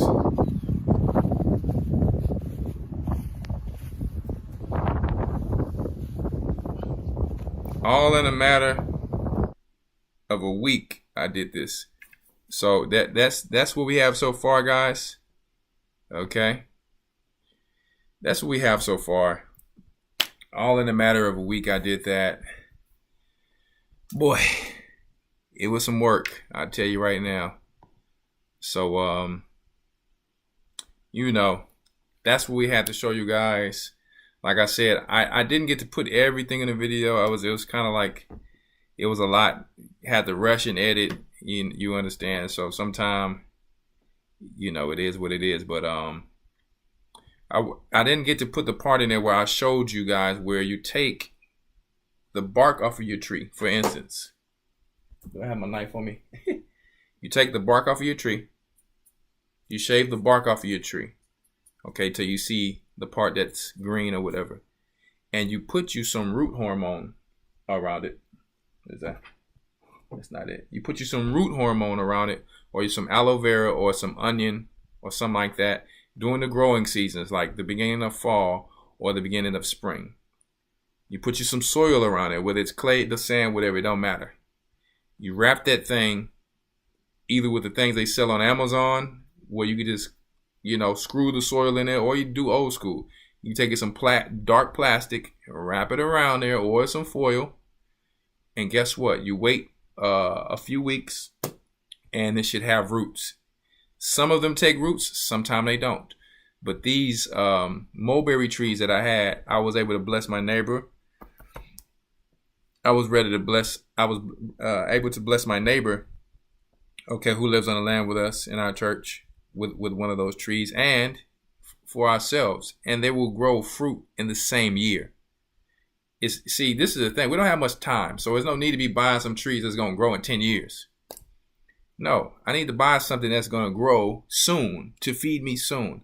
So that's just the way I'm thinking personally. If you just want something to look good and all that, that's cool. But everything I do is for purpose. So I was very grateful because the rest of my air layers did not work. Because we did them in the wrong season of my first time trying it. Okay? Because we put it on our bodybuilding page. But this mulberry tree, we took it off and we planted it, and it actually worked. And we got, I think, 3 or 4 air layers out of it. That's some new trees that you did not have to go and spend $40, $50 on them. And mulberry trees is a super fruit type of tree. It grows very fast. It's a very hardy tree. It can grow in sandy soil, clay soil, whatever the case may be. And my goal is to have all types of berry trees. Thing full of strawberry, pineapples. You go to the store, take that pineapple, cut it, put it back in the ground, and I think like a year you get your pineapples. I've already tried it. It does work. Okay, I tried it in Africa. It works. Put in work, guys. Let's put this work in. I put this video up here to inspire. You know, you was able to see me in my comfort zone. But I'm out here putting in work. We all human. We all sweat. We all sometimes get dirty, get out the mud. And this is the reality of life, that nothing's just coming, falling out the sky, that we have to go and put the work in. And like I said, I just put it out there to motivate and encourage, and that's it. It's not easy work, but I enjoy it because it comes from the Most High, and the rest out there is vanity, right? So that's all I have for tonight. I really did not want to keep you guys on here this late, especially for you who on the East Coast, who probably have to see the rest tomorrow. And for those of you who have to go to work, I appreciate your time that you've taken out to watch this video, but I have to go get me some food. I actually have to go do a workout right now. It's 10:40. I still have to go do me a chest workout right now because that's just how disciplined I am. I just live with discipline. And I'm going to get right back up at 7 in the morning, do what I need to do, key supplements, do my church, work. And then I got to get back out there and finish that greenhouse. It's going to get done. It has to get done. Prepare for winter, not only physical, but spiritually. Have your household in order. Husbands, make sure you're ruling and leading your house. Sisters, make sure you're not giving your husbands a hard time and vice versa. Making sure that you understand your kids. This is how we're going to prepare for the winter. I just had to throw some little seasoning spices in there with the stuff we've been doing on the land. But, that part is just to show you. You could tell somebody something all day, but to show them something of what they've been doing. Look at Humble Servant's Homestead Garden. Look at Brother Stan's garden. Look at, what's the name, Sister J.C. Look at these gardens, these beautiful gardens, and the rest of people out there that's growing food. These things that they're doing is works at the Most High and talents that He have given them to bless and encourage and show others. And that's just what we're doing. We just want to see more of it to where we can send things to one another and all that. Right? So, anyway, you'll be seeing new people on the show soon. I got to bring Elder Rawchaa on here to share his planting experience, his health experience. I know Elder's probably going to put him on there for the health thing. So I'll bring him on maybe for some planting.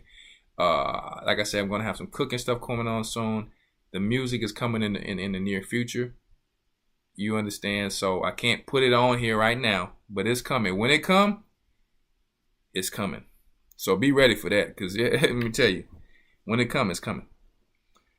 So I'm going to get off of here. And let me just see if there was any questions I might have missed.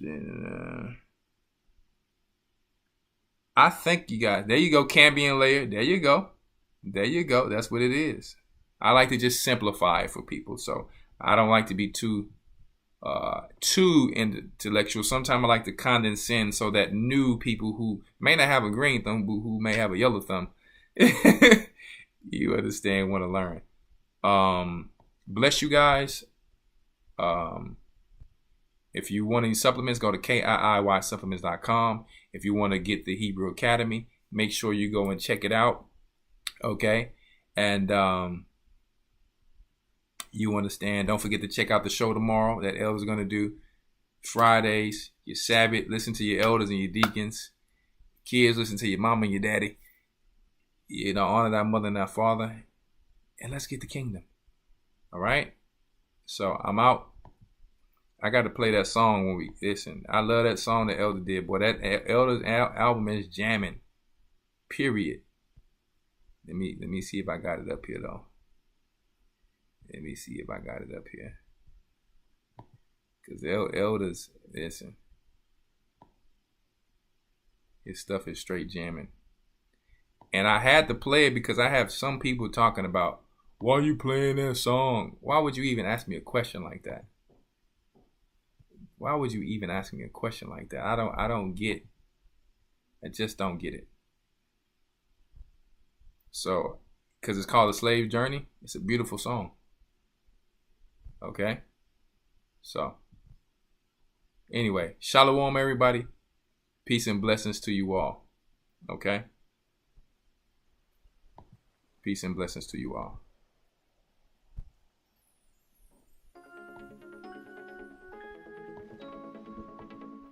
Hold up.